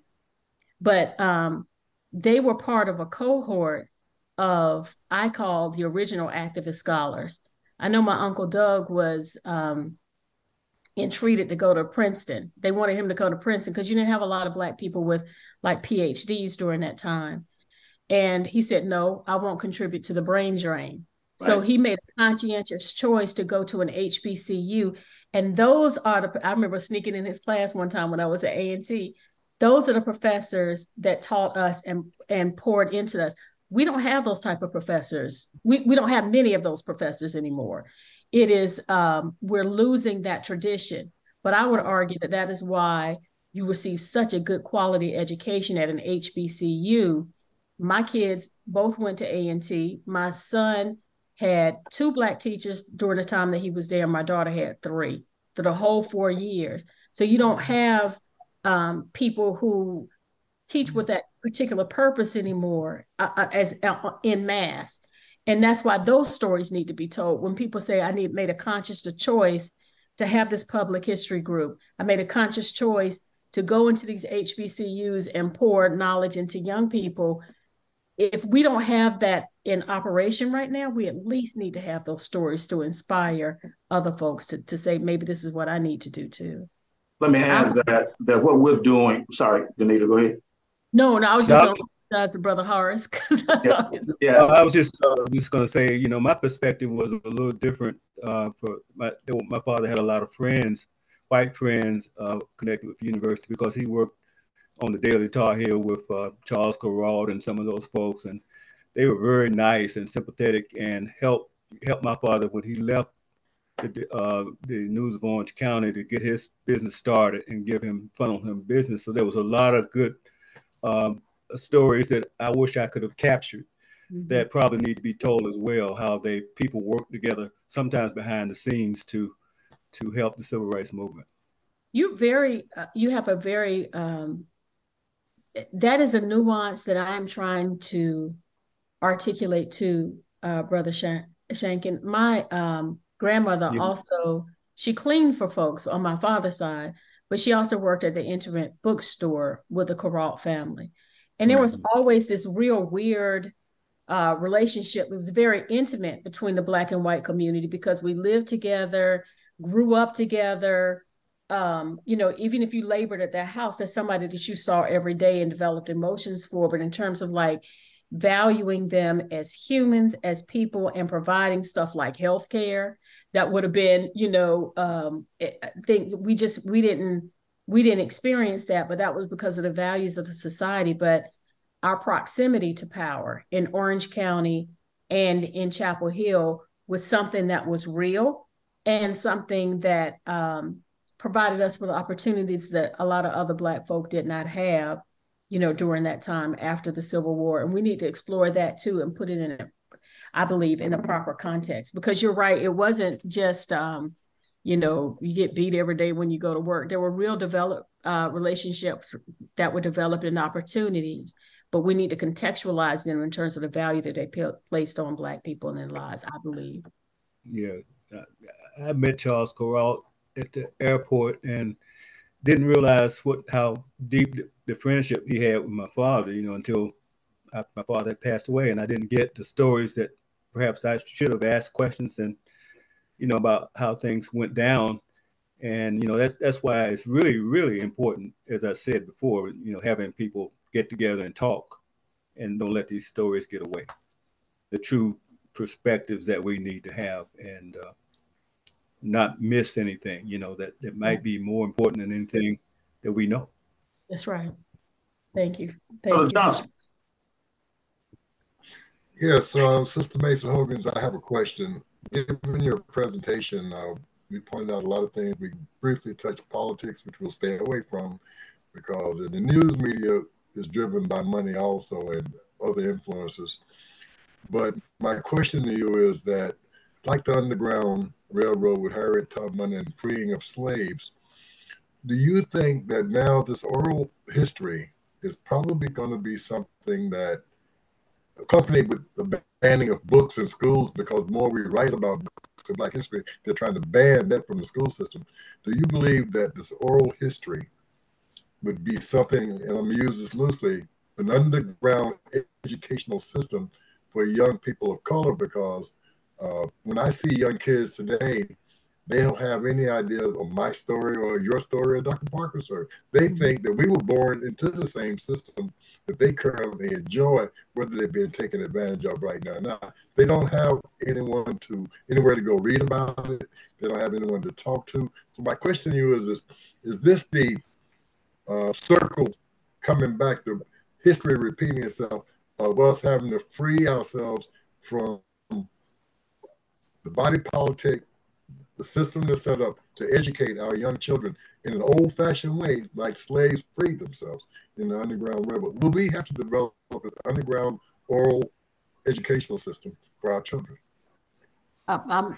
Absolutely. I believe so. Absolutely. I think young people don't understand the implications of like the dismantling of affirmative action was not just about people getting into schools. It was about it is also about HBCUs. It's also about, people in the workplace and the implications of policy, the dismantling of the Voting Rights Act. I don't know that if young people had the energy that they're putting into this conflict between Israel and Palestine, I think they would be hitting the streets, understanding what was gained and what is potentially lost. And I think the reason they're not is because they don't have an understanding of this history. And I also think that they should be partners in this history as opposed to us just telling them the history. There's a lot of things that could be learned from the technology that they're using. So that intergenerational information exchange, I think, is really, really important and key because they're reaching markets that a book can't necessarily meet. These young people were born with this technology in their hand. They have very short attention span.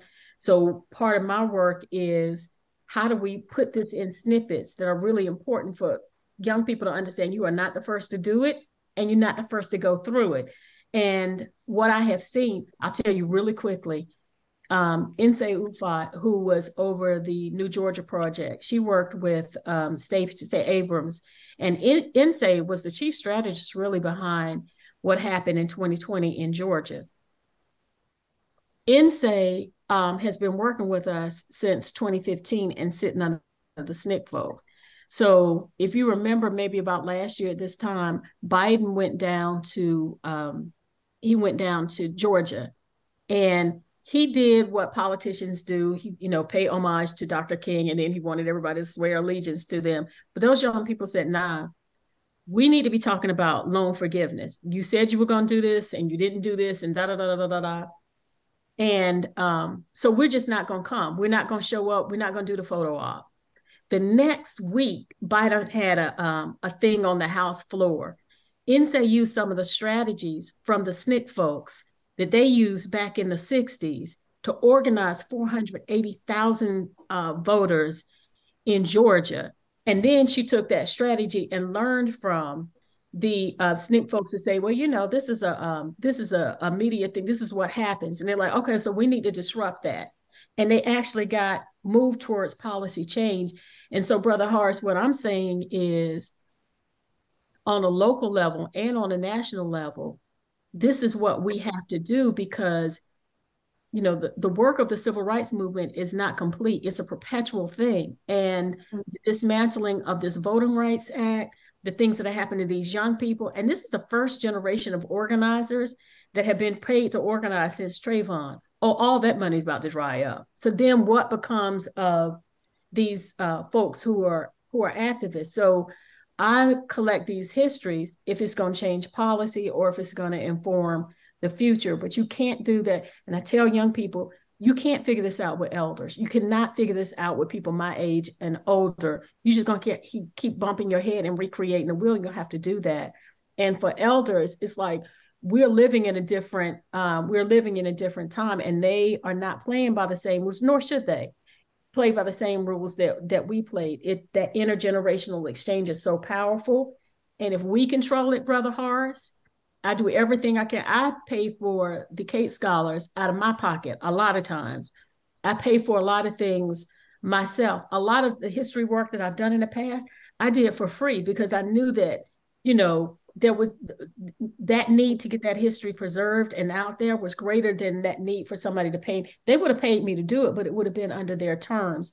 And we have to have the unfiltered truth from the people in our community so that we can pass it on to our children. So whatever it takes, yeah, underground, whatever it is. So yes, absolutely, Brother Horace. I just like the concept of expanding the room at the table to incorporate the generations. I was listening to Sandra talk about her experience at UNC, and I listened to my wife who was there, and Dr. Parker, whose experiences were there. And when you sit down at the table and share your experiences, you found out the things ain't changed, you know? And right. that's might be worse in some cases. Yeah, so if you can get those, expand that table that far, you know, to those folks who are coming in the door, that, you know, I think it makes it a much better situation because there's so much disinformation out here. It's just the false narratives, and it's dangerous. And it's cause for concern for all of us. Yes, sir. Seriously. I did see Renee's hand and then Sandra. I think Sandra was first. Okay, Sandra. I just want to say to Horace's point, I just read an article a couple of days ago about a group of teachers in Kansas City who, because of the banning of books and specifically Black history in a lot of the school systems there, they have band together where they have created a course for African-American students themselves and in some of the churches in Florida. So I think there is this grassroots movement amongst Black educators at more the local level to make sure our children are educated in a lot of the efforts that went on long before them and the things that are impacting, will be impacting them in their lives long after we're gone. The other point I wanted to make in regards to what's happening in the country related to what you were saying, Danita, is this whole Project 2025 that the Republicans and Heritage Foundation have put out. If you haven't heard of the Project 2025, you really need to look into that because that is the blueprint. Yes. Of how Republicans will completely change the course of our nation. And it is brutal. And these young people really need to understand that, because if you think the dismantling of affirmative action and the Voting Rights Act that's been taking place recently through the Supreme Court, that document will blow your mind on what's to come if they receive the presidency, the House, and the Senate, and they already own the Supreme Court. Yeah, and I think a lot of young activists, which is really disheartening, which speaks to the need of us to sit down together as a community. Young people need to see the beauty of the community that came from Chapel Hill and came from Hillsborough, the way that we love each other, interact with each other, support each other. What young people, I think, are missing is that sense of community, because a lot of, like, I went to school with all my cousins, right? So I always had somebody to have my back. I always had somebody to go get a meal. I always had somebody to correct me and to love me. We hear these stories all over, but that is really meaningful. My children didn't have that. They went to school in Durham and all their cousins had been priced out of Chapel Hill. So that was not a community in which they could experience this stuff. And one of the ways that we got through enslavement was because of the beauty of our community. So we thought about things together. We thought about policy together. When young people like Dr. Parker and young folks were making actions, mothers at home were baking them cakes and talking about it in church and doing all kinds of things to support these young people for a better way. And when you don't have that as a young person, young people at UNC and Central and all of these schools, they'll tell you, I'll cook macaroni and cheese for them in a minute, because I understand what it's like to need to connect with community. And I want to show them that you can care about each other and have each other's backs, and that's how you're supposed to move. And that's going to save your mental when you think that you're out here by yourself. So there's so many things and so many lessons that we can learn. And this whole notion of Project 2025, I was talking with somebody from the chancellor's office about, and they were like, are you okay? You know, we've made all of these outreaches to the community, and I just want to make sure the Black community is okay, because we see what's coming, because we know people on the left have an idea of who they want to put for chancellor, and it ain't nobody progressive. And I said, you know, we've been here from enslavement. We muddled through Jesse Helms and all kinds of legislation here. We're going to be here. We're going to be okay. But it sure would be nice to have something for young people to be able to look at and see and get inspiration from and hope from, and they need it. This Project 2025 is disheartening because young people, a lot of young activists have given up. They say, I'm not voting for Biden. You know, I'm just not going to vote. And the stuff that they say, let me be real clear, is legit. We have had a lot of our stuff broken over and over again. But the solution is not just to cool out of the process. Right. The solution is to build your own power and use those vote. It's not to, you're giving up your power by saying, I have to choose between these two. Come up with your own agenda and then let democracy work where it's supposed to. And they represent the people's agenda. But because we're not having these conversations, they're giving their power away. And I'm like, y'all, on every single metric, whatever it is, if white people call it bad, we're going to really catch it bad. So I don't know if y'all know what you're saying about the implications of a Trump. Everybody should read that 2025 and not be scared into voting for Biden, but be inspired to participate in the political process. Everybody, y'all on Peacock, it's called Lowndes County, The Fight for Black Power. Look at that and see how Black people did their own political power. I'm telling you what happened with the Mississippi Freedom Democratic Party. It hasn't been written about a lot. But this is when young Black people created their own political base for the Democratic Party. And it was cool when they were registering people to vote.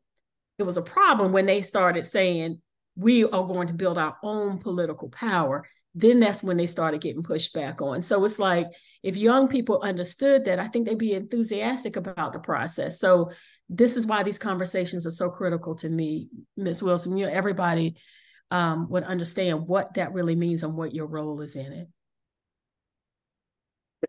Renee? Good discussion. The point about our education system, and I will just say all of our rights that are being taken away.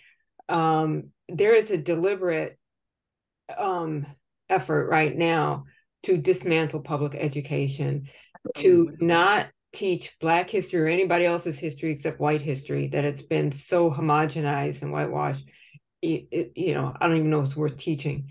I've even had Black people to come to me and say, do you think it's a good idea to start our own charter school? Because number one, they're not funding the public schools adequately. And number two, I mean, teachers are afraid to teach. You know, now Xavier Adams, he's not afraid, but you got a lot of teachers that are afraid to teach in the school, because now you can get a panel of parents and whatever and have principals and teachers kicked out of the school. Right. So they are afraid. And then what they were, you know, even the curriculum, that's going to be structured their way and not to tell the truth. And now just yesterday, as I was preparing my remarks for my fundraiser, it dawned on me. Now I went back and looked at the past, I hate to say 70 years, and everything that we'd have achieved in 70 years, when I got to 2023, all I could say was, well, we just went back 70 years. When you look at it, you know, in 55 with, 54 with Brown versus Board of Education, and then with Rosa Parks on the bus with desegregation of public accommodations, and you come all the way up to the Civil Rights Act, the Voting Rights Act, Roe v. Wade, everything that we have done. And they have just, our legislature has just wiped it all off the map. Right. I, in response to Horace's and Renee's point, I continue to be completely disappointed with the Black church. As a matter of fact, I am just stunned and continue to be stunned for the last 50 years at our handkerchief head ministers who stand in the way, continue to stand in the way of progress. Now what Horace advocated, I tried to do 20 years ago. I went to the Ministerial Alliance, the Durham Ministerial Alliance, and I talked with a couple of ministers, and I said, look, for free, I want to bring 10 churches together, and I want you to give me 10 students from each church, 100 students, and give me a place to teach Black American history from African times to the present. I went before the Alliance in Durham, and when I think about this, I get pissed off. I really do. But they stood up and said, "Well, Brother Parker, I've been teaching Black history myself for a long time, and I think that I can do it." Another person, "Well, brother, got some good ideas, but I think what I'm saying is that," and I'm gonna tell you what I wanted.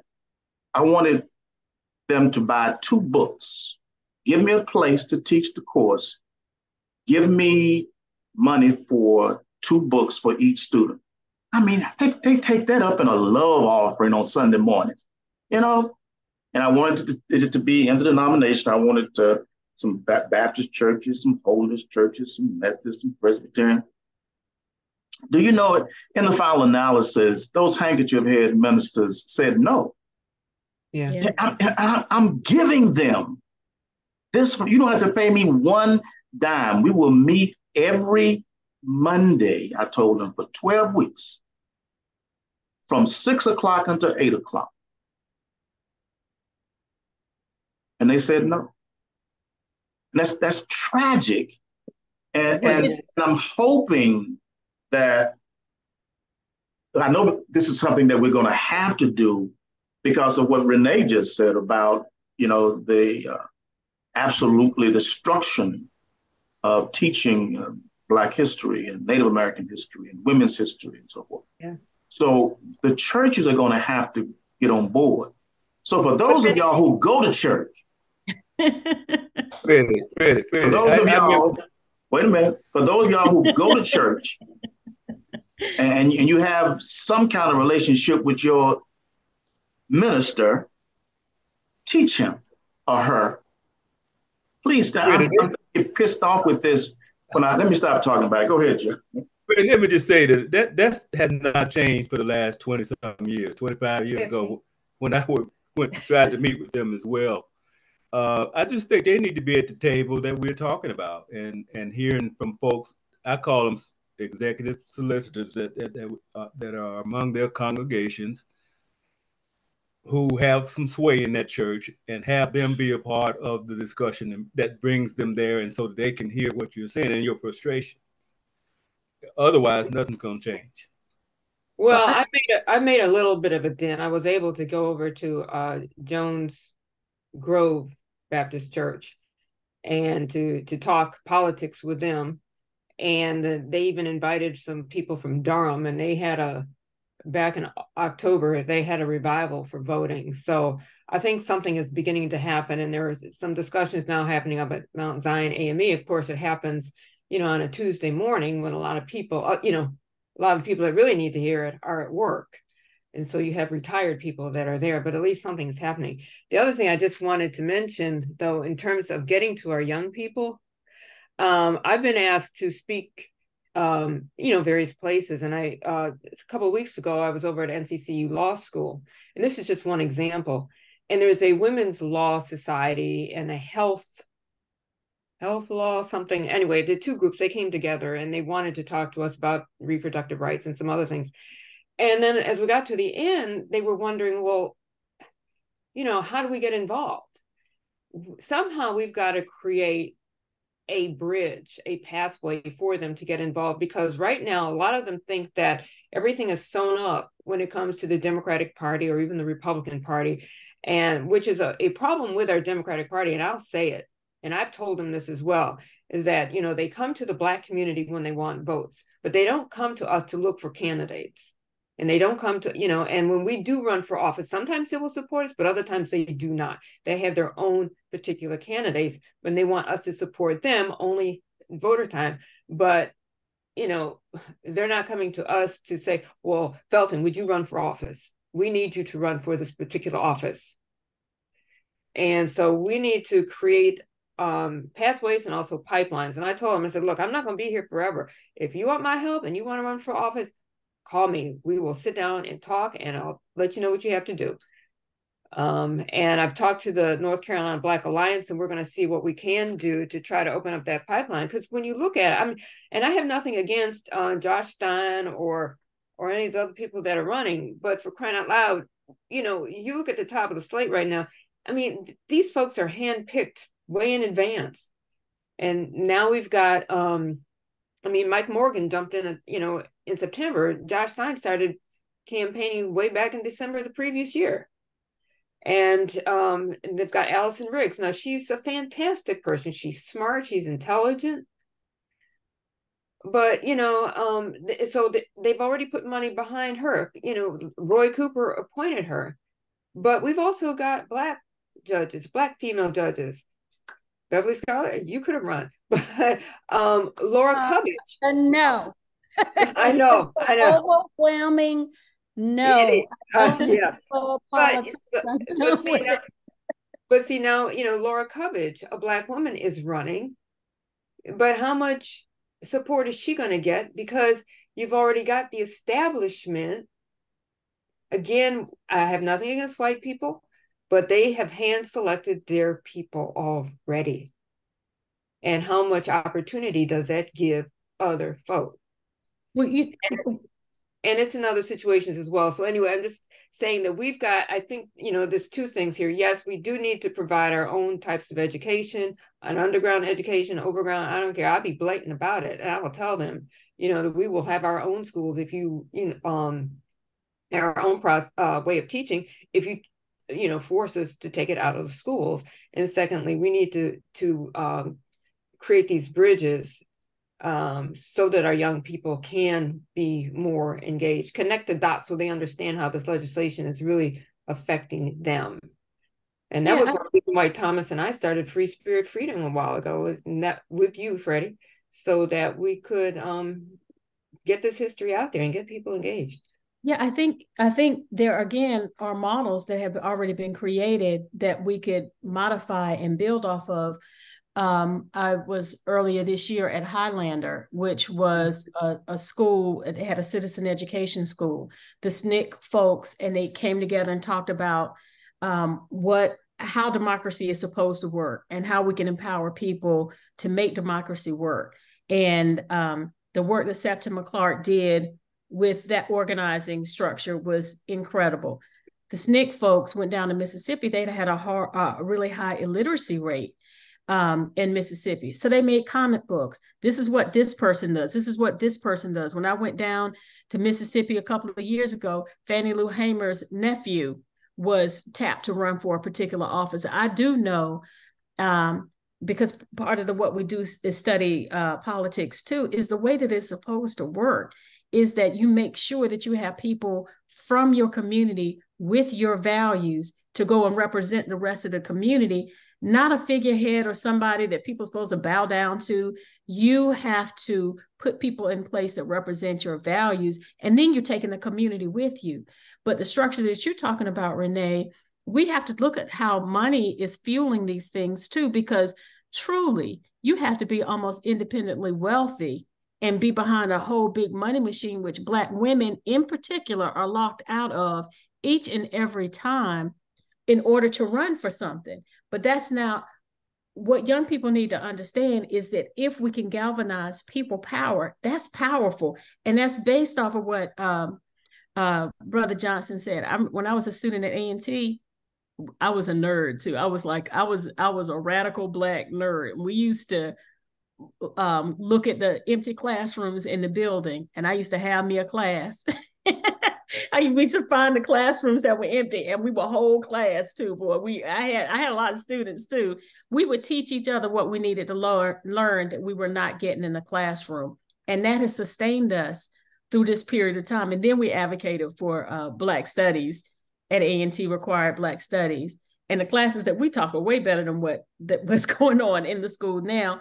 So I am an advocate for, a type of independence to be able to teach true history in a way that it needs to be taught, that is collective. And I don't know everything, so I have to rely on the rest of the folks, but use models like COFO, the Confederate organizations. I'm down with anything Black, I'm down with it. But I'm not a member of the NAACP and a lot of these other organizations, only because white people need to know that there are more than one organizations to be held accountable to, and the people in general. So anyway, there's a lot of education, I believe, that goes hand in hand in exactly what you're saying, Renee. And I think that we need to use some of this energy and knowledge and understanding we have to create our own power base. And that includes a historical knowledge context that is free from worrying about whether you're going to get funded or not, or that we have to have that. Let me say before, if Felton has to leave, his battery goes dead. But I want to say that Felton is doing on the western part of the state, that is in Guilford County, Reedsville, Rockingham County, pretty much. And what I am doing and what we're doing is actually a reflection of what he has been doing for years now. So I want to thank him for actually having me up, and I stole some stuff from ideas from him, and here we are. No, I borrowed it. But I want, and then I want to say also that Felton actually ran for, city council in Greensboro this past year?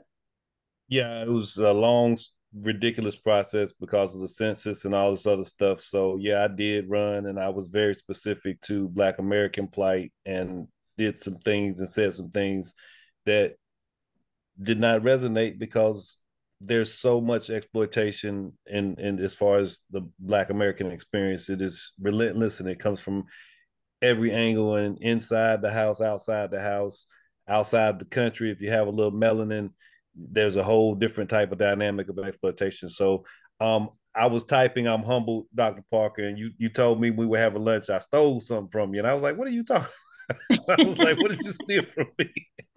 So, but I'm humbled, and I'm so appreciative of being one of your students, and us continuing our relationship outside of Central. Eagle Pride. Eagle Pride, along with the Aggie. What they I was about to say, I guess I'm outnumbered over here. So I guess we're all in the same boat. That's right. That's right. Making a difference. I told a group the other week here, I think when we were down in Charlotte a couple of weeks ago. Yeah, and I'm a James B. Dudley graduate. I know you know what that is, Ms. Hogans. Yeah, so I got my HBCU experience in high school, and A&T we were there anyway. So it was my all husband good. Used to teach at Dudley, so yes, yep, absolutely. I was y'all may have seen lately the fact that HBCUs have been underfunded by billions of dollars.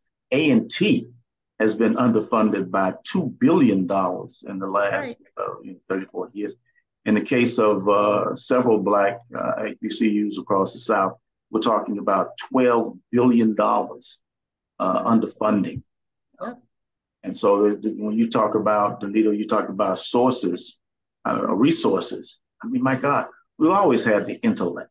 You always had people who were smart. You always had people who could go to Harvard, who could go to Yale, but the doors were not open. And so the resource doors have been closed all these years. And the federal government is telling us that this is what's been happening to y'all.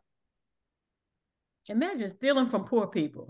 That's just crazy. You rich and you stealing from poor people. I mean, that's what's happened to HBCUs, But so, Scarlett. Yeah, I just wanted to follow up on your earlier comment. In 1998, when I started in DA's office, The first thing I did was to go to the ministers, area ministers that I knew, and invited them to come see how courts work so they'd have an understanding, be able to help their congregants. Right. I didn't have one to come just to watch. Now, I did have a couple that trusted me enough that when they had congregants have something in court to, you know, call me to try to figure out what to expect.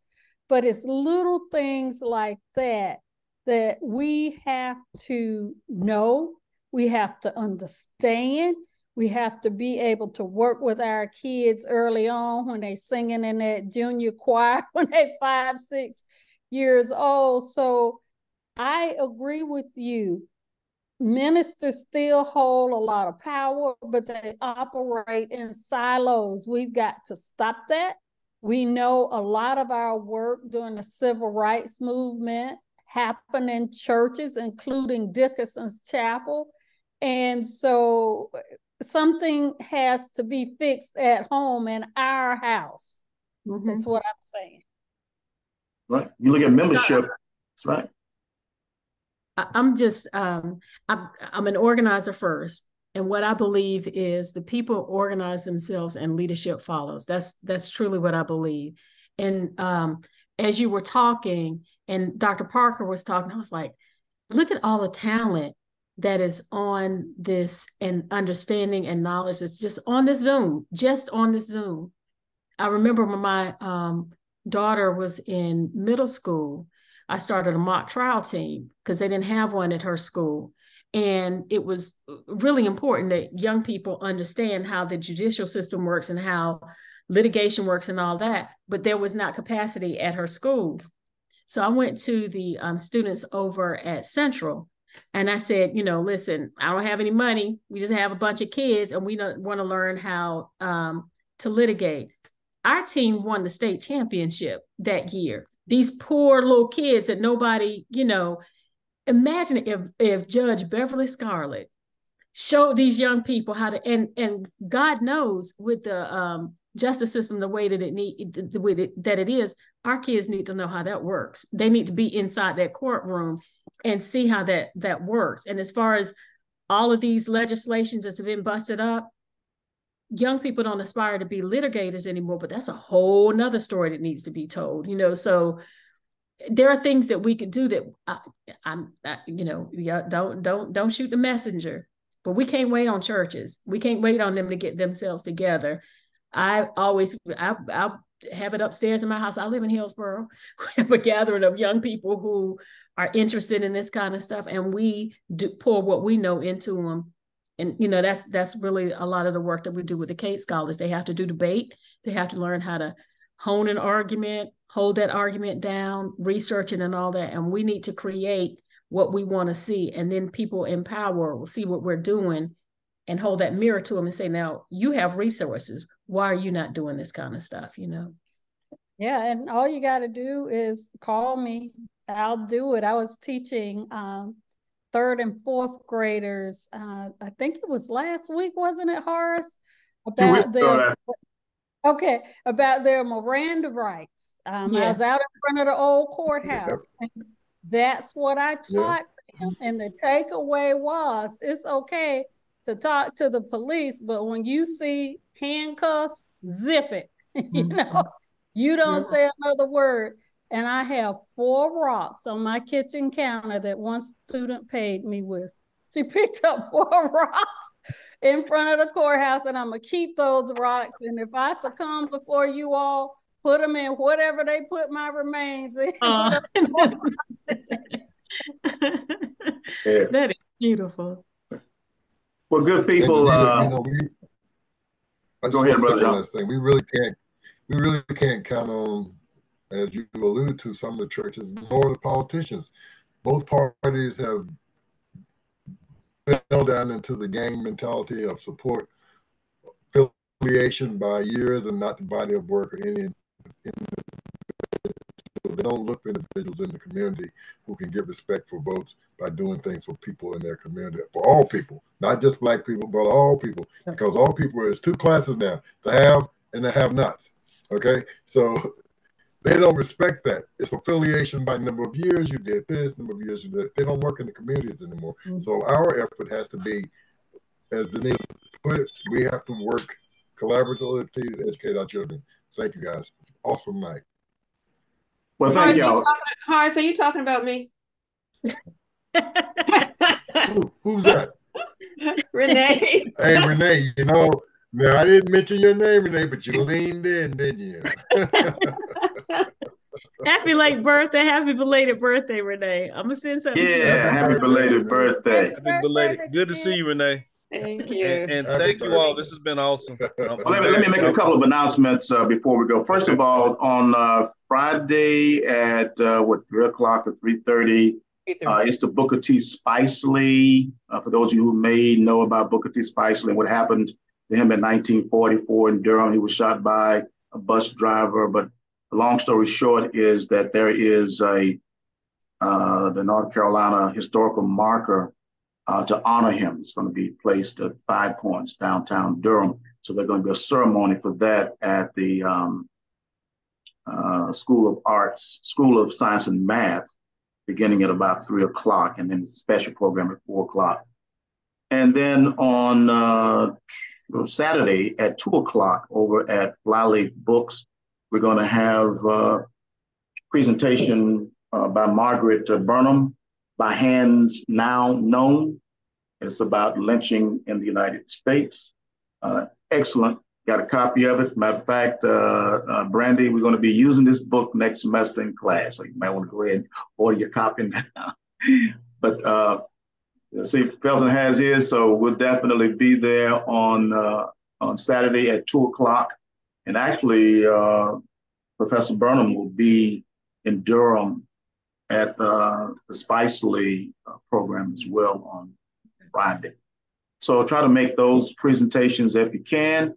And let me also announce that we will have our final Information Plus Hour presentation 2 weeks from tonight, December 13th. I'm very proud to say that my son, Quentin Douglas Parker, Professor Parker, who is at UNC, a professor at UNCG, will actually be our speaker. Quentin has been doing research on Black students at PWIs in music departments, and that whole journey that he's been on over the last 5 years or so. So he's going to share that research journey with us 2 weeks from tonight. I'll get that information out to you. Once again, we want to thank Danita for an absolutely inspiring presentation, giving us all of this information about what people are doing, what she is leading and doing in her community. Can you imagine that if that kind of thing went on in every community, just in Orange County, just in Wake County, Alamance County, Durham County, we would be able to kick the can just a little bit farther down the road. So we're very proud of what you're doing, Danita. I'm proud of y'all and thank y'all so much. Keep on keeping on. All right. All right. Y'all have a great evening. Thank you. All right, great people. We'll see you the next time, y'all. Take care now. Oh, hey, listen, are we gonna be able to see this again on YouTube somewhere? Yes, it is being recorded right now. Okay. All right. I'll send the link out. All right. Take care, everybody. Thank you, buddy. Good seeing you, Sam. Good seeing you too, my brother. All right. Take care now. You too.